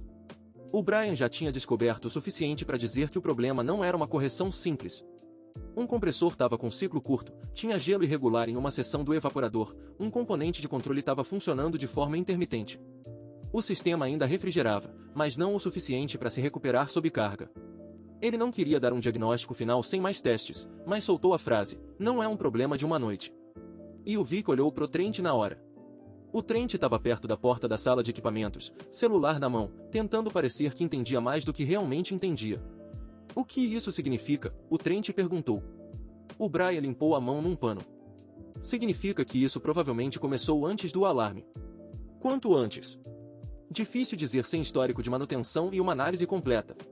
O Vic completou, mais que ontem à noite. O Brian não discutiu. Foi aí que o Trent começou a perguntar sobre a última visita de manutenção. Não de forma agressiva, mas cuidadosa. Quando a Frostline esteve aqui pela última vez? O Vic disse que a última manutenção preventiva completa tinha sido antes da mudança no modelo de suporte. Tinha havido monitoramento remoto depois disso e algumas verificações internas, mas a visita trimestral que normalmente teria acontecido antes do período de festas tinha sido pausada. O Trent corrigiu, pausada pendente revisão. O Vic respondeu, o freezer não sabia que estava pendente revisão. Eu tive que virar a cara. Às 13h15, a Nora chamou a primeira reunião de perdas generalizadas no escritório do Doc. Claro que não chamou assim, ela usou revisão de disposição de QA, porque a Nora acredita em termos que soam como se tivessem tomado banho. Mas todo mundo naquela sala sabia o que significava. Ela tinha dividido a zona 3 em sessões baseadas em leituras de temperatura, exposição ao fluxo de ar, tipo de produto e histórico de movimentação. Produto movido cedo com temperaturas verificadas tinha chance. Produto perto da entrada tinha chance, dependendo das especificações do cliente. Produto no fundo estava perdido. Produto com dados de exposição incompletos ficaria retido até ela poder justificar a liberação ou rejeitar. O Trent perguntou se a gente podia liberar qualquer coisa comercialmente razoável com o aval do cliente. A Nora respondeu, um cliente pode aceitar risco de qualidade em algumas especificações. Não pode dispensar nosso programa de segurança alimentar por nós. Ele perguntou se ela estava dizendo que o produto era inseguro. Ela respondeu, estou dizendo que não vou liberar nada que eu não consiga defender com dados. Às 13h40, paramos todos os envios normais da Zona 3. Não o depósito inteiro, mas o suficiente para o quadro de saídas parecer um boletim escolar ruim. As zonas 1 e 2 ainda funcionavam, mas sob pressão, porque a gente tinha movido produtos prioritários para o espaço disponível e criado congestionamento onde normalmente não tinha. As áreas de refrigeração estavam normais, mas os produtos resfriados não compensavam os pedidos congelados faltando. Motoristas não paravam de perguntar se deviam esperar. O despacho não parava de me perguntar se os motoristas deviam esperar. Eu não parava de perguntar para Nora se mais alguma coisa tinha sido liberada. E a Nora respondia com cada vez menos palavras. Absolutamente não aquele palete. Não aquele palete. Ainda não. Não. Às 14h05, a Frostline mandou um segundo técnico. Dessa vez, era o Cal. Eu conhecia o Cal de anos de chamados de manutenção. Ele é um daqueles caras de refrigeração que nunca parecem surpresos, só decepcionados de formas cada vez mais específicas. Ele entrou carregando uma bolsa de ferramentas, acenou pro Vic, pra mim, olhou pro gráfico da zona 3 por uns 15 segundos e soltou, que bagunça. Essa foi a saudação completa do Cal. O Brian deu um resumão pra ele. O Vic completou com o que tinha rolado durante a noite. O Cal perguntou quando o primeiro alarme tinha disparado. A queixa, que tinha ficado depois do fim do turno dela, disse que foi às 1h47 da manhã. O Cal perguntou quando a Frostline foi acionada. Eu falei que às 7h24. Ele olhou para mim, pro Vic, e de volta pro gráfico da temperatura. Procedimento novo, o Vic explicou. O Cal fez aquela cara de quem já conhece a música e sempre odiou o refrão. Ele e o Brian voltaram para a sala dos equipamentos. O Vic foi atrás. O Trent tentou seguir também, mas o Cal parou e disse, aqui tá apertado, deixa só quem vai consertar ficar perto do problema. De novo, eu virei de costas. A próxima hora foi uma das partes mais bizarras do dia, porque a gente estava fazendo duas coisas opostas ao mesmo tempo. Metade do galpão tentando salvar produto, a outra metade se preparando para perder produto. A gente estava movendo paletes para áreas seguras enquanto separava os suspeitos para análise de descarte. A gente falava para os clientes que talvez tivesse substitutos enquanto ligava para empresas de descarte perguntando sobre disponibilidade no feriado. A gente checava a temperatura dos produtos enquanto calculava o prejuízo dos possíveis sinistros. Parecia que a gente estava tirando água de um barco com as mãos enquanto outro cara mexia no barco para ver se valia a pena salvar. Às 14h50, o Cal saiu e pediu o histórico de manutenção. O Vic entregou o que tinha, checagens internas, registros de alarme, ajustes locais, última visita técnica da Frostline, notas de quando o contrato de suporte mudou. O Cal não pediu e-mail, não perguntou quem aprovou o que, ele só queria saber o que tinha sido feito nos equipamentos e quando. Ele revisou as anotações numa mesa dobrável perto do escritório do Doc, com empilhadeiras passando atrás dele. Ele perguntou pro Vic sobre o gelo irregular que a gente tinha visto no começo da semana. Perguntou sobre a recuperação depois do degelo. Perguntou sobre o ventilador ruim. Perguntou se o sistema estava dando curto antes do fim de semana ou só depois do alarme. O Vic respondeu tudo, não para provar um ponto, mas porque técnicos de manutenção adoram quando alguém faz as perguntas certas e entende por que as respostas importam. O Cal ouviu, depois apontou para a sala dos equipamentos. Isso não começou ontem. O Trent estava perto o suficiente para ouvir. Pode esclarecer? Ele perguntou. O Cal olhou para ele. A falha apareceu ontem. As condições que causaram isso já vinham se acumulando antes. Manutenção de rotina teria evitado. O Cal não caiu na armadilha. Bons técnicos são cuidadosos com culpa, porque máquinas são sem educação e advogados existem. Manutenção de rotina talvez tivesse pego alguns sinais antes, ele disse. A resposta longa é que seu sistema é velho, sobrecarregado e precisando de atenção na Zona 3. Ele deu avisos. Se esses avisos viram um chamado de serviço depende de quanto risco você quer assumir. Não foi dramático. Foi pior. Foi direto. O Trent disse, mas a gente fez checagens internas. O Cal respondeu, checagens internas não são a mesma coisa que serviço de refrigeração. O Vic ficou visivelmente satisfeito por um segundo, até lembrar que o freezer ainda estava quente e voltou a ficar deprimido. Às 15h20, a Nora atualizou o valor dos produtos em espera. Agora estava em $612 mil. De novo, não confirmados como perdidos, só retidos, em risco, sob análise. Mas num depósito, um palete retido já é um problema. Ocupa espaço, bloqueia pedidos, gera ligações e fica lá te desafiando a tomar uma decisão que você não consegue justificar. As sobremesas importadas caras estavam quase todas retidas. Uma parte grande dos frutos do mar também. Algumas carnes especiais idem. Os paletes de clientes tinham uma aba separada, porque esses sinistros seriam tratados diferente do inventário normal. O atendimento ao cliente parou de perguntar se o número incluía impacto no relacionamento porque ninguém queria ouvir a resposta. O Trent começou a focar em recuperação. Até aí, justo. Todo mundo estava focando nisso. A diferença é que o Trent parecia achar que recuperação era uma estratégia de negociação. Ele perguntou se dava para levar os produtos pro freezer rápido e recuperar. A Nora disse que congelamento rápido não apaga exposição desconhecida. Ele perguntou se os clientes aceitariam produtos com desconto. A Nora disse, não se eu não liberar. Ele perguntou se dava para separar as embalagens externas do produto interno e fazer a amostragem mais agressiva. A Nora disse que sim, onde fazia sentido, e não onde o histórico do produto já estava ruim demais para a amostragem salvar. Aí ele perguntou se ela estava sendo conservadora demais por causa da visibilidade do problema. Foi um erro. A Nora largou o tablet.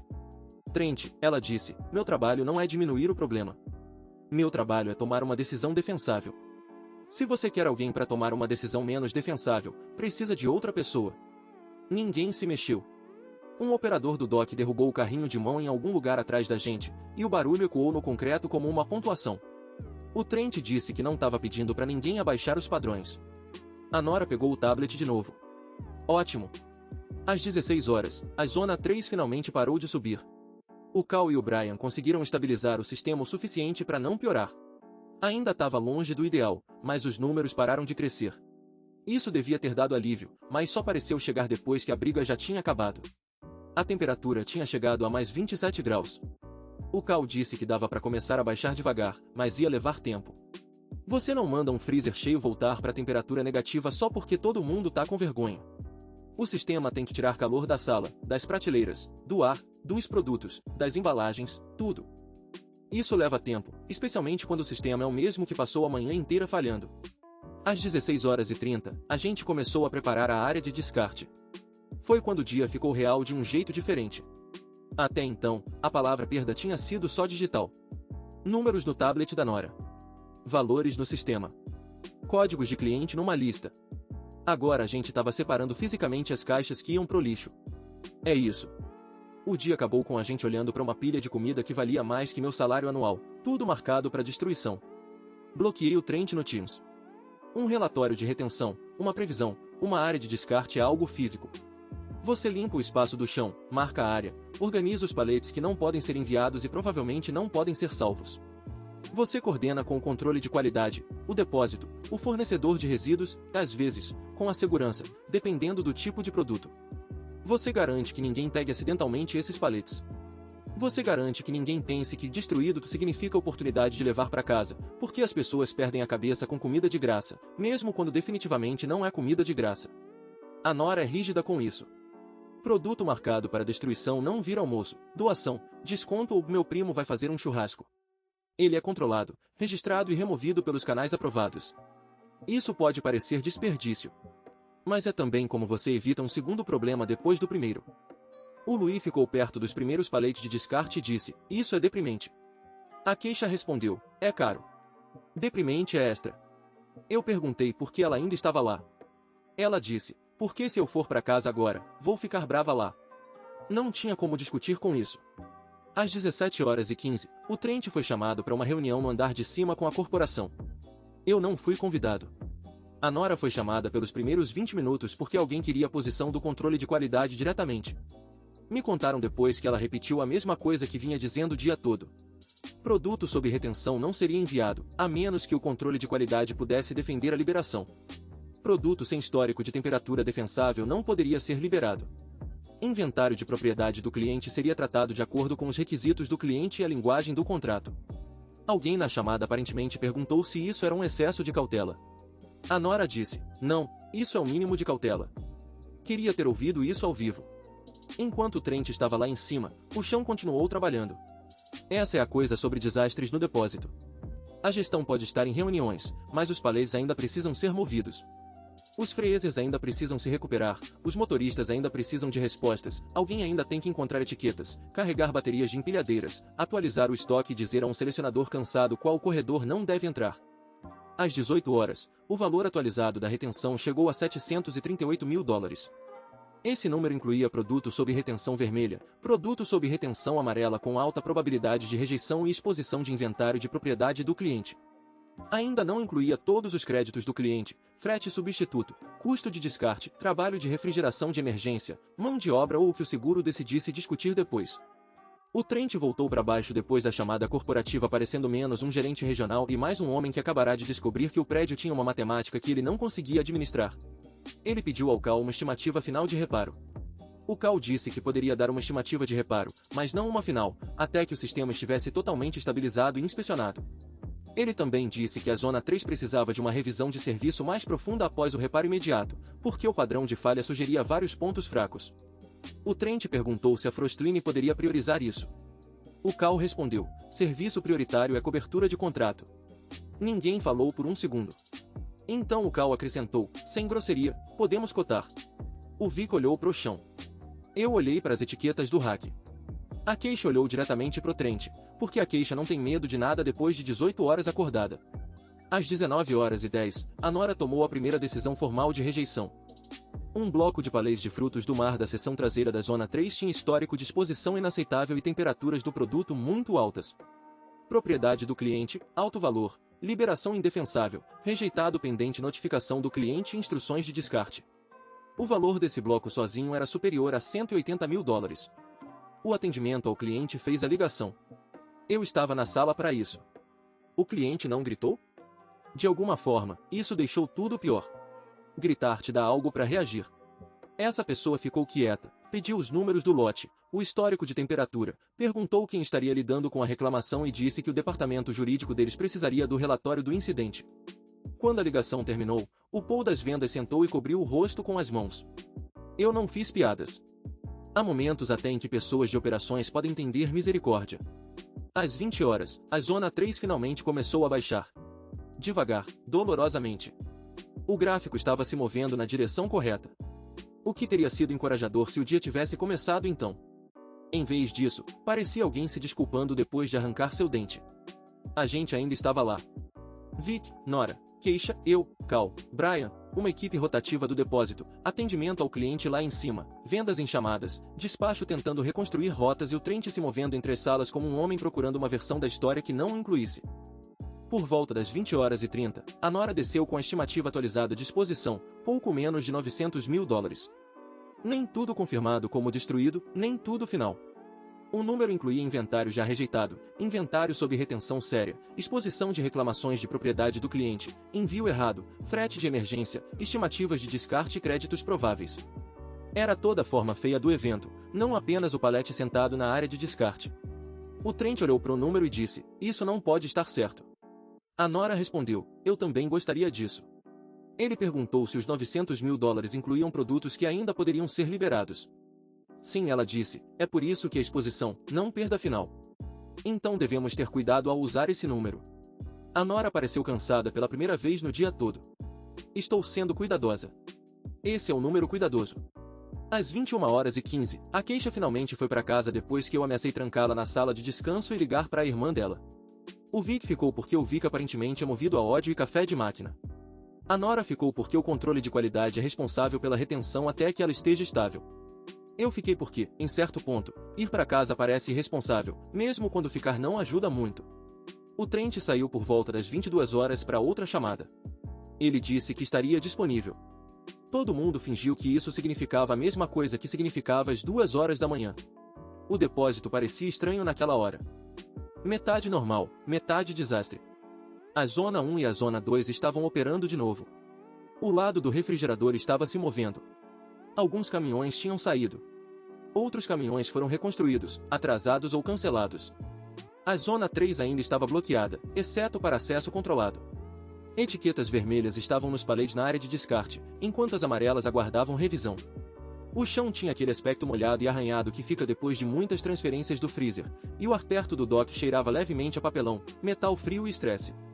Às 22h40, Cal arrumou suas coisas para ir embora, mas deixou o sistema em modo de vigilância ativa. A Frostline teria alguém disponível remotamente, mas outro local ainda tinha prioridade para chamadas de emergência. Ele deu ao Vic uma lista do que monitorar e o que exigiria despacho imediato. Vic leu e disse, então, basicamente, se espirrar, eu ligo. Cal respondeu, no seu contrato antigo, sim. Depois se corrigiu, no acordo atual, ligue e veremos quem está disponível. Essa foi a melhor definição de todo o desastre. Antes de sair, Cal parou perto de mim e acenou em direção à Zona 3. Você deveria dizer para quem toma as decisões que armazenamento frio é chato porque as pessoas gastam dinheiro para mantê-lo chato. Eu disse, acho que estão aprendendo isso. Cal olhou ao redor, para os produtos retidos, a equipe exausta, as etiquetas vermelhas, os atrasos no dock e as mesas de controle de qualidade cheias de relatórios. Aula cara, ele disse. E ele estava certo, e o avaliador de seguros ainda nem tinha chegado. Minha quarta atualização se chama Atualização 4. O avaliador de seguros fez uma pergunta que o Trent não soube responder.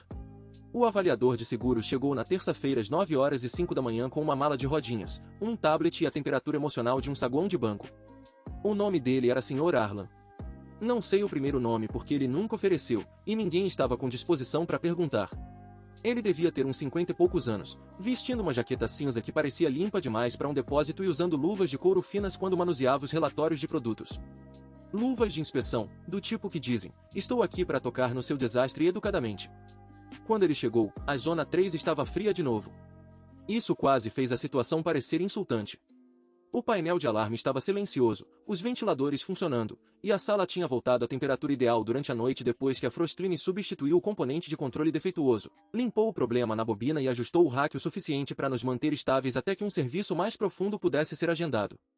Se você entrasse na terça-feira de manhã sem contexto, veria um freezer funcionando, uma equipe de depósito cansada e várias áreas de produtos com etiquetas de retenção. O prédio parecia estar tentando fingir que nada tinha acontecido. A área de descarte estragava a ilusão.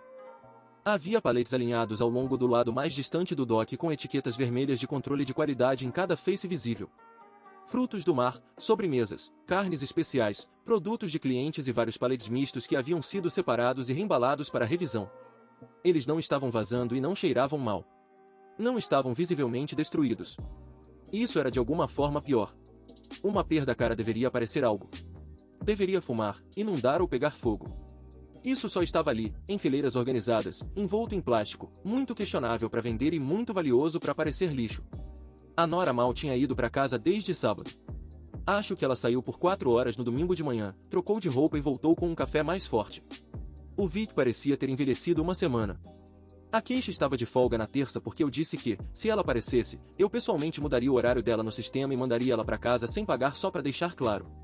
Ela me mandou uma mensagem às 12 horas perguntando se a Zona 3 estava se comportando. Eu disse que sim. Ela respondeu, rude da parte dela começar agora. Justo. O Trent chegou antes do Sr. Arlan, o que me surpreendeu. Ele geralmente gostava de entrar depois que a sala estava montada, mas na terça ele já estava lá quando eu cheguei. Ele tinha se instalado na sala de conferências no andar de cima com 2 pessoas da empresa no viva voz e uma xícara de café pela metade. Ele parecia acordado daquele jeito que as pessoas parecem quando não dormiram, mas decidiram que a adrenalina conta. Ele já tinha uma nova versão dos eventos naquela hora. Dava para ver se formando. Sábado tinha sido imediato demais para ele moldar muito. Havia alarmes, retenções de produtos, ligações de clientes, Frostline, números subindo e a Nora dizendo não para todo mundo com pulso. Na terça, Trent tinha encontrado uma linguagem. Ele estava chamando de um evento no freezer complicado por escalonamento tardio. Ele estava dizendo coisas como interpretação de limite pouco clara e tomada de decisão do turno da noite.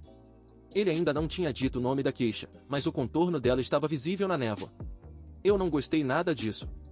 O Sr. Arlan começou lá embaixo, não na sala de conferências. Essa foi a primeira coisa que eu respeitei nele. Ele não queria um resumo de pessoas cujo trabalho era fazer o resumo soar melhor. Ele queria ver o produto, a zona, o painel de alarme, a sala de equipamentos e as áreas de espera. A Nora o guiou pelas retenções de controle de qualidade. Ela explicou as categorias: produto rejeitado, produto em revisão, produto liberado após histórico de temperatura verificado, produto aguardando decisão do cliente e produto retido pendente de revisão do seguro. Ela fez isso com a mesma voz calma que usa quando alguém pergunta se as datas de validade são sugestões. Elas não são sugestões. A Nora tem muitas opiniões sobre pessoas que acham que datas são sugestões. O Sr. Arlan perguntou como ela determinava qual produto rejeitar. A Nora não complicou. Ela mostrou a ele os gráficos de temperatura, os registros das sondas de produto, o mapa de localização que a equipe da queixa tinha feito e as especificações dos clientes. Ela explicou que o produto na seção mais quente com histórico incompleto e indefensável não era liberável. Produto movido cedo com leituras limpas tinha sido liberado. Produto pertencente a clientes com requisitos mais rigorosos de armazenamento congelado tinha que atender a esses requisitos, não aos nossos sentimentos. Ele perguntou se algum produto tinha sido enviado da Zona 3 após o primeiro alarme. A Nora disse, nenhum produto saiu da Zona 3 depois que eu coloquei a retenção. Antes de eu chegar, o turno da noite já tinha parado as retiradas não essenciais. Isso importava. Eu percebi porque o Sr. Arlan fez uma anotação. O Arlan anotou no tablet dele. Aí perguntou quem tinha tomado aquela decisão. O turno da noite parou as retiradas, a Nora respondeu. A queixa. Eu só formalizei a retenção quando cheguei. Ele perguntou se ela achava que tinha sido apropriado. A Nora olhou para ele como se ele tivesse perguntado se empilhadeiras deveriam ter freios. Sim, ela disse, só isso. O Sr. Arlan foi pro painel de alarme em seguida. O Vic veio junto porque painel de alarme é onde o pessoal de operações vai para se sentir julgado por máquinas. A tela mostrava uma leitura normal agora, mas o histórico ainda estava lá. Primeiro alarme às 1h47, resolvido, oscilação repetida. Alarme de novo às 3h42. Excursão de temperatura mais de manhã, pico, estabilização, recuperação. O sistema tinha contado a história sem se importar quem estava ouvindo. O Sr. Arlan pediu a linha do tempo dos alarmes. O Vic entregou.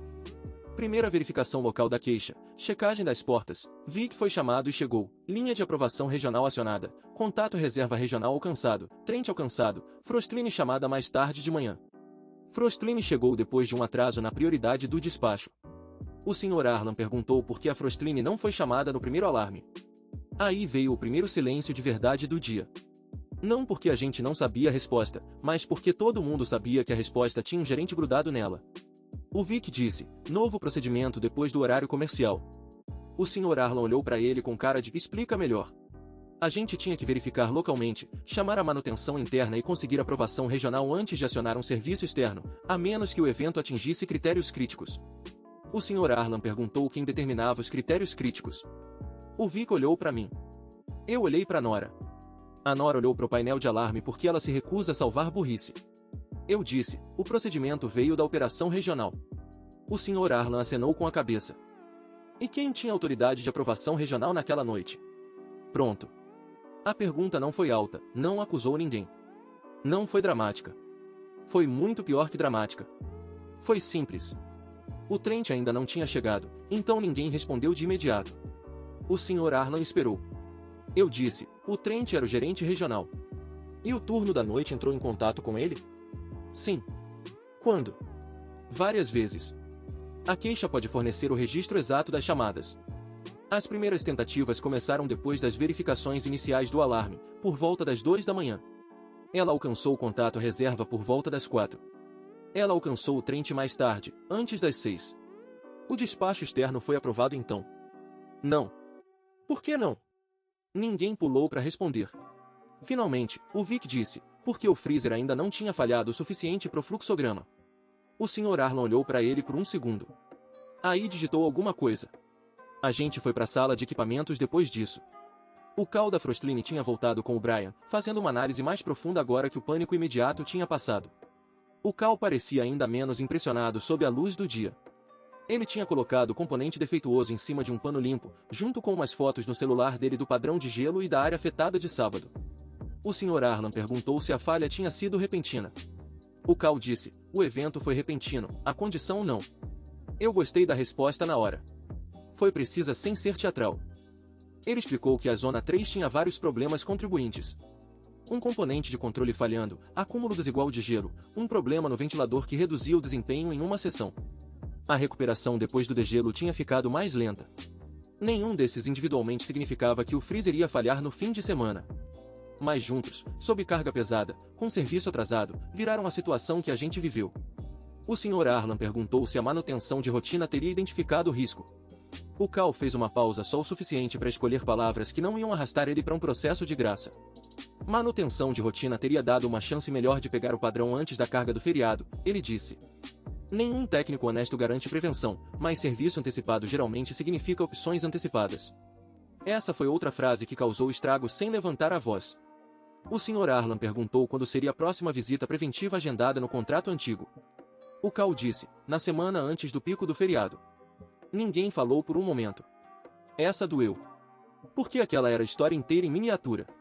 Sob o contrato antigo, a Frostline teria estado no prédio antes do freezer ser lotado pro fim de semana. Talvez eles teriam achado o problema, talvez não. Mas eles teriam olhado. Sob o novo modelo de suporte, aquela visita tinha sido pausada pendente revisão. O que é um jeito bem limpo de dizer, a gente economiza dinheiro não fazendo a coisa que poderia ter economizado dinheiro. O Trent chegou no meio da análise da sala de equipamentos. Ele tinha aquela expressão apertada que as pessoas fazem quando entram numa sala e percebem que a conversa não esperou elas gerenciarem. Ele se apresentou para o Sr. Arlan, que apertou a mão dele com o entusiasmo de um homem confirmando o recebimento de uma encomenda. O Trent começou a explicar o modelo revisado de fornecedores. O Sr. Arlan deixou ele falar um tempo. Aparentemente, isso é uma habilidade de perito, deixar alguém encher a sala de palavras até as úteis caírem. O Trent disse que a empresa ainda tinha acesso a serviços de emergência. Disse que a manutenção interna respondeu prontamente. Disse que o turno da noite seguiu o procedimento de alarme. Disse que o evento parecia ser uma falha mecânica que escalou incomumente rápido. Disse mais de uma vez que a situação não era típica. O Cal ainda estava do lado do componente defeituoso. O Vic do lado dele. A Nora atrás de mim com um tablet cheio de inventário retido. Nenhum de nós falou nada. A sala já discordava o suficiente. O Sr. Arlan perguntou, o contrato de manutenção estava ativo no momento da perda? O Trent disse, a gente tinha um acordo de suporte revisado. Não foi isso que perguntei. Eu olhei pro Vic porque precisava de um lugar seguro para colocar meus olhos. O Trent disse, a parte de manutenção prioritária tinha sido suspensa enquanto o gasto com fornecedores estava sendo avaliado. O Sr. Arlan perguntou quando. O Trent deu o mês. O Sr. Arlan perguntou se a manutenção preventiva antes do período de inventário do feriado tinha sido completada. O Trent disse, não no cronograma do contrato anterior. Mais uma anotação no tablet. Aí o Sr. Arlan soltou a pergunta que realmente prendeu o Trent no corredor sem saída, se o novo processo exigia aprovação regional para chamar técnicos depois do expediente, e você era a autoridade regional de aprovação, qual era o tempo de resposta esperado para te alcançar durante um alarme noturno no freezer? O Trent começou a responder, travou. Porque não tinha resposta boa. Se dissesse imediatamente, não tinha sido imediato. Se falasse em até 1 hora, também não rolou. Se jogasse a culpa no contato reserva, então para que ele era autoridade regional? E por que o contato reserva não aprovou o conserto? Ele tentou. O alarme não era crítico ainda, mas aí o processo tinha sido feito para esperar até o freezer estar tão fodido que ameaçasse a mercadoria. Disse que o protocolo assumia uma triagem inicial pela equipe local. O Sr. Arlan cortou. Isso não é tempo de resposta. Trent tentou. A intenção era evitar chamados desnecessários. Arlan de novo. Isso também não é tempo de resposta. Não foi um confronto, ninguém levantou a voz, ninguém sorriu, mas eu vi o Trent percebendo que o perito da seguradora estava cagando para a intenção. Ele queria sequência, alarme, resposta, autorização, status do fornecedor, temperatura, produto, prejuízo. Você até pode enrolar numa reunião, mas não faz uma linha do tempo chorar. Depois da vistoria na sala dos equipamentos, o Sr. Arlan pediu para falar com a queixa. Ela não estava de plantão, e eu não estava animado para chamar ela no dia folga depois que ela basicamente segurou o prédio inteiro de madrugada. Mas ela topou atender. Colocamos no viva voz na sala de reunião comigo, Nora, Vic, Trent e o Sr. Arlan. A queixa parecia cansada, mas clara. O Sr. Arlan perguntou o que ela fez no primeiro alarme. Ela explicou passo a passo, checou portas, fluxo de ar, leituras locais, movimentou a equipe, chamou o Vic, registrou o alarme, ligou para a linha de aprovação regional, movimentação de produto, mais ligações, contato reserva. Trent continuou monitorando. Puxaram produto, pararam. Ele perguntou por que ela não chamou a Frostline direto. Ela respondeu, porque o novo procedimento proibia, a menos que tivéssemos aprovação ou falha crítica. Ele perguntou se ela achava que precisava de serviço externo. Teve uma pausa. A queixa disse, eu acredito que o freezer estava caminhando para isso. Você comunicou isso? Eu disse para a linha de aprovação que a temperatura estava subindo sem recuperar. Falei a mesma coisa pro Trent quando ele atendeu. O Trent se mexeu na cadeira. O Sr. Arlan perguntou se ela tinha preocupações com as ações da equipe noturna. Queixa respondeu, não. Minha equipe fez o que foi permitido fazer. Permitido. Essa foi a palavra que ficou pairando na sala depois da ligação. Não treinada para fazer, não capaz de fazer, permitida. O resto da terça foi menos dramático e mais exaustivo. O Sr. Arlan tirou fotos, revisou retenções de produto, pediu histórico de manutenção, valuation de estoque, reclamações de clientes e o procedimento de resposta a alarmes. A matriz enfiou mais gente na corrente de cobrança. O saque continuou apagando incêndios. Vendas tentando salvar relacionamentos. QA revisando o produto. No meio da tarde, saíram os primeiros números concretos, produto confirmado perdido, pouco mais de 2,6 milhões. Produto ainda sob análise ou pendente de decisão do cliente, cerca de 1 milhão. Créditos e substituições já aprovados, uns 350 mil. Custos emergenciais de refrigeração, mão de obra, descarte e frete ainda sendo contabilizados. O prejuízo total ainda flutuava perto de 4,5 milhões. A essa altura, o número já não chocava mais, e é assim que você sabe que teve um fim de semana bosta. Na primeira vez que alguém fala 4 milhões e meio, todo mundo paralisa. Na 10ª vez, alguém pergunta se já inclui o custo do descarte. Às 15h30, o Trent teve uma reunião regional lá em cima. Dessa vez com operações corporativas, finanças, jurídico e alguém de gestão de riscos. Eu não fui convidado para parte nenhuma. O Vic ficou à disposição para questões técnicas. Eu fiquei no térreo porque o chão de fábrica não para de precisar de supervisor só porque a galera lá em cima descobriu que ações têm consequências. Quando a Nora voltou, ela parecia cansada de um jeito novo. Perguntei como foi. Ela disse, quiseram saber se eu poderia ter liberado mais produto. E o que você respondeu? Perguntei qual cliente eles queriam que eu explicasse isso primeiro. Parece que encerrou a discussão. O Vic apareceu minutos depois. Tinham puxado ele para a parte técnica da call. Disse que a matriz perguntou por que o item mais barato do orçamento mexeu no ativo mais caro. Eu perguntei o que isso significava. Ele apontou para a zona 3, 90 mil, 4,5 milhões. Aí vazou porque eu vi que odeia explicar coisas duas vezes. Às 17 horas, o turno trocou e o prédio entrou na próxima fase, limpeza. Não a física, que também tinha aos montes, mas a burocrática. Limpeza de processos, de reclamações, de clientes, de inventário. A parte feia e lenta que vem depois do desastre óbvio. O freezer estava gelado de novo. O produto não reapareceu magicamente por causa disso. Essa diferença parecia incomodar o Trent. Ele ficou perguntando variações de agora que a zona está estável, o que podemos liberar? A Nora respondeu com variações de que o quarto estar bom agora não muda o que aconteceu com o produto antes. Até que resumiu para, geladeira funcionando não é máquina do tempo. Anotei essa porque a Nora não desperdiça frases boas. Por volta das 18h30, o Sr. Arlan foi embora. Antes, pediu para falar comigo rapidinho perto do escritório do Doc. Esperei perguntas sobre escalas ou logs de alarme. Em vez disso, ele olhou pela janela interna para a zona 3 e soltou: com que frequência as pessoas chamam algo de não crítico só porque ainda não tá caro? Não soube responder. Ele nem pareceu esperar uma. Depois que ele saiu, fiquei parado no dock vendo um caminhão de descarte dando ré. O bip-bip ecoou pelo prédio. Uma empilhadeira levou o primeiro palete rejeitado pro pátio. É isso. Etiqueta vermelha, plástico bolha, número do lote visível. Produto que estava perfeitamente vendável 48 horas antes. O palete passou pelo Trent no caminho. Ele se afastou sem olhar diretamente. Esse foi o primeiro momento em que eu pensei que ele realmente entendeu. Não por causa de uma reunião, não por causa de um número em um relatório, mas porque é difícil ficar abstrato quando uma empilhadeira está levando seu plano de poupança direto pro lixo. A semana seguinte ao incidente do freezer foi a semana mais curta e longa da minha vida. Eu sei que não faz sentido, mas foi assim que me senti. A emergência em si aconteceu rápido. Alarme, deriva, retenção, ligações de clientes, resposta do fornecedor, produto rejeitado, ajustador de seguros. Na terça-feira à noite, a zona 3 estava de volta ao normal e o prédio não estava mais tentando nos levar à falha grau por grau. Então começou a parte lenta. A parte lenta é onde todo mundo que não estava lá fica muito interessado no que as pessoas que estavam lá deveriam ter feito diferente. Operações corporativas queriam um resumo das perdas. Finanças queriam um número revisado de exposição. Vendas queriam um impacto cliente por cliente. Atendimento ao cliente queria pontos de conversa que não parecessem que tínhamos armazenado comida cara em um armário quente. Gerenciamento de riscos queria atualizações do seguro.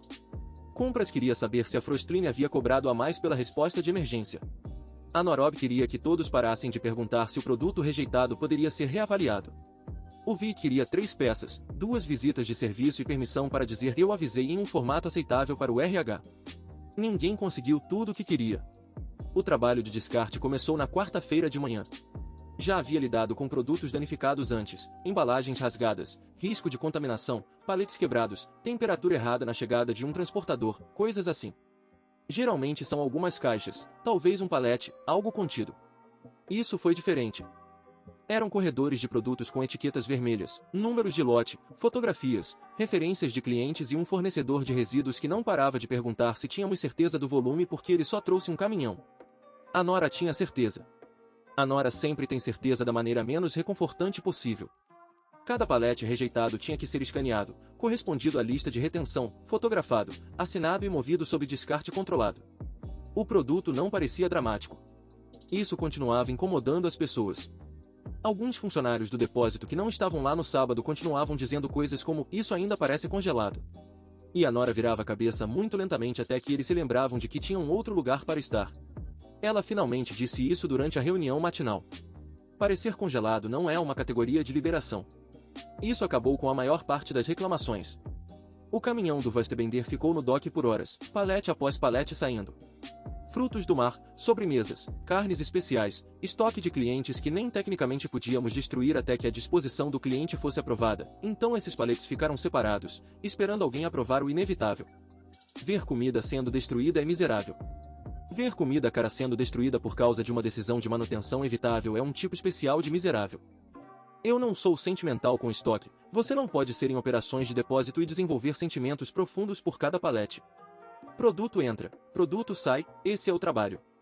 Mas há algo obsceno em carregar caixas perfeitamente seladas em um fluxo de descarte porque o histórico por trás delas se tornou indefensável. Essa era a palavra que a Nora continuava usando. Indefensável. Não podre, não derretido, não perigoso em todos os casos possíveis. Indefensável. Essa palavra causou mais estrago lá em cima do que qualquer descrição dramática poderia ter causado. Na quarta-feira à tarde, Finanças revisou o número. A destruição confirmada do produto foi pouco mais de $600 mil. Produto de clientes pendente de reclamações ou destruição foi outros $160 mil. Créditos aos clientes, frete substituto, mão de obra de emergência, descarte e a resposta de fim de semana da Frostline empurraram a exposição para pouco mais de $870 mil. O seguro pode cobrir parte disso, talvez muito, talvez menos do que qualquer um queria. O Sr. Arla não fez promessas, o que aparentemente é a linguagem do amor de um ajustador de seguros. O Trent passou a maior parte da quarta-feira em ligações. Eu o vi através do vidro da sala de conferências algumas vezes, telefone na mesa, laptop aberto, ombros tensos. Ele não estava mais fazendo aquela pose de gerente regional polido. Ele ainda estava controlado, mas a confiança tinha uma amassada. Pessoas como o Trent estão acostumadas a perguntas sobre previsões, horas de trabalho, atrasos no transporte, taxas de fornecedores. Elas não estão acostumadas a perguntas como por que o serviço prioritário de refrigeração foi removido antes de uma carga de feriado. Essa pergunta continuava voltando.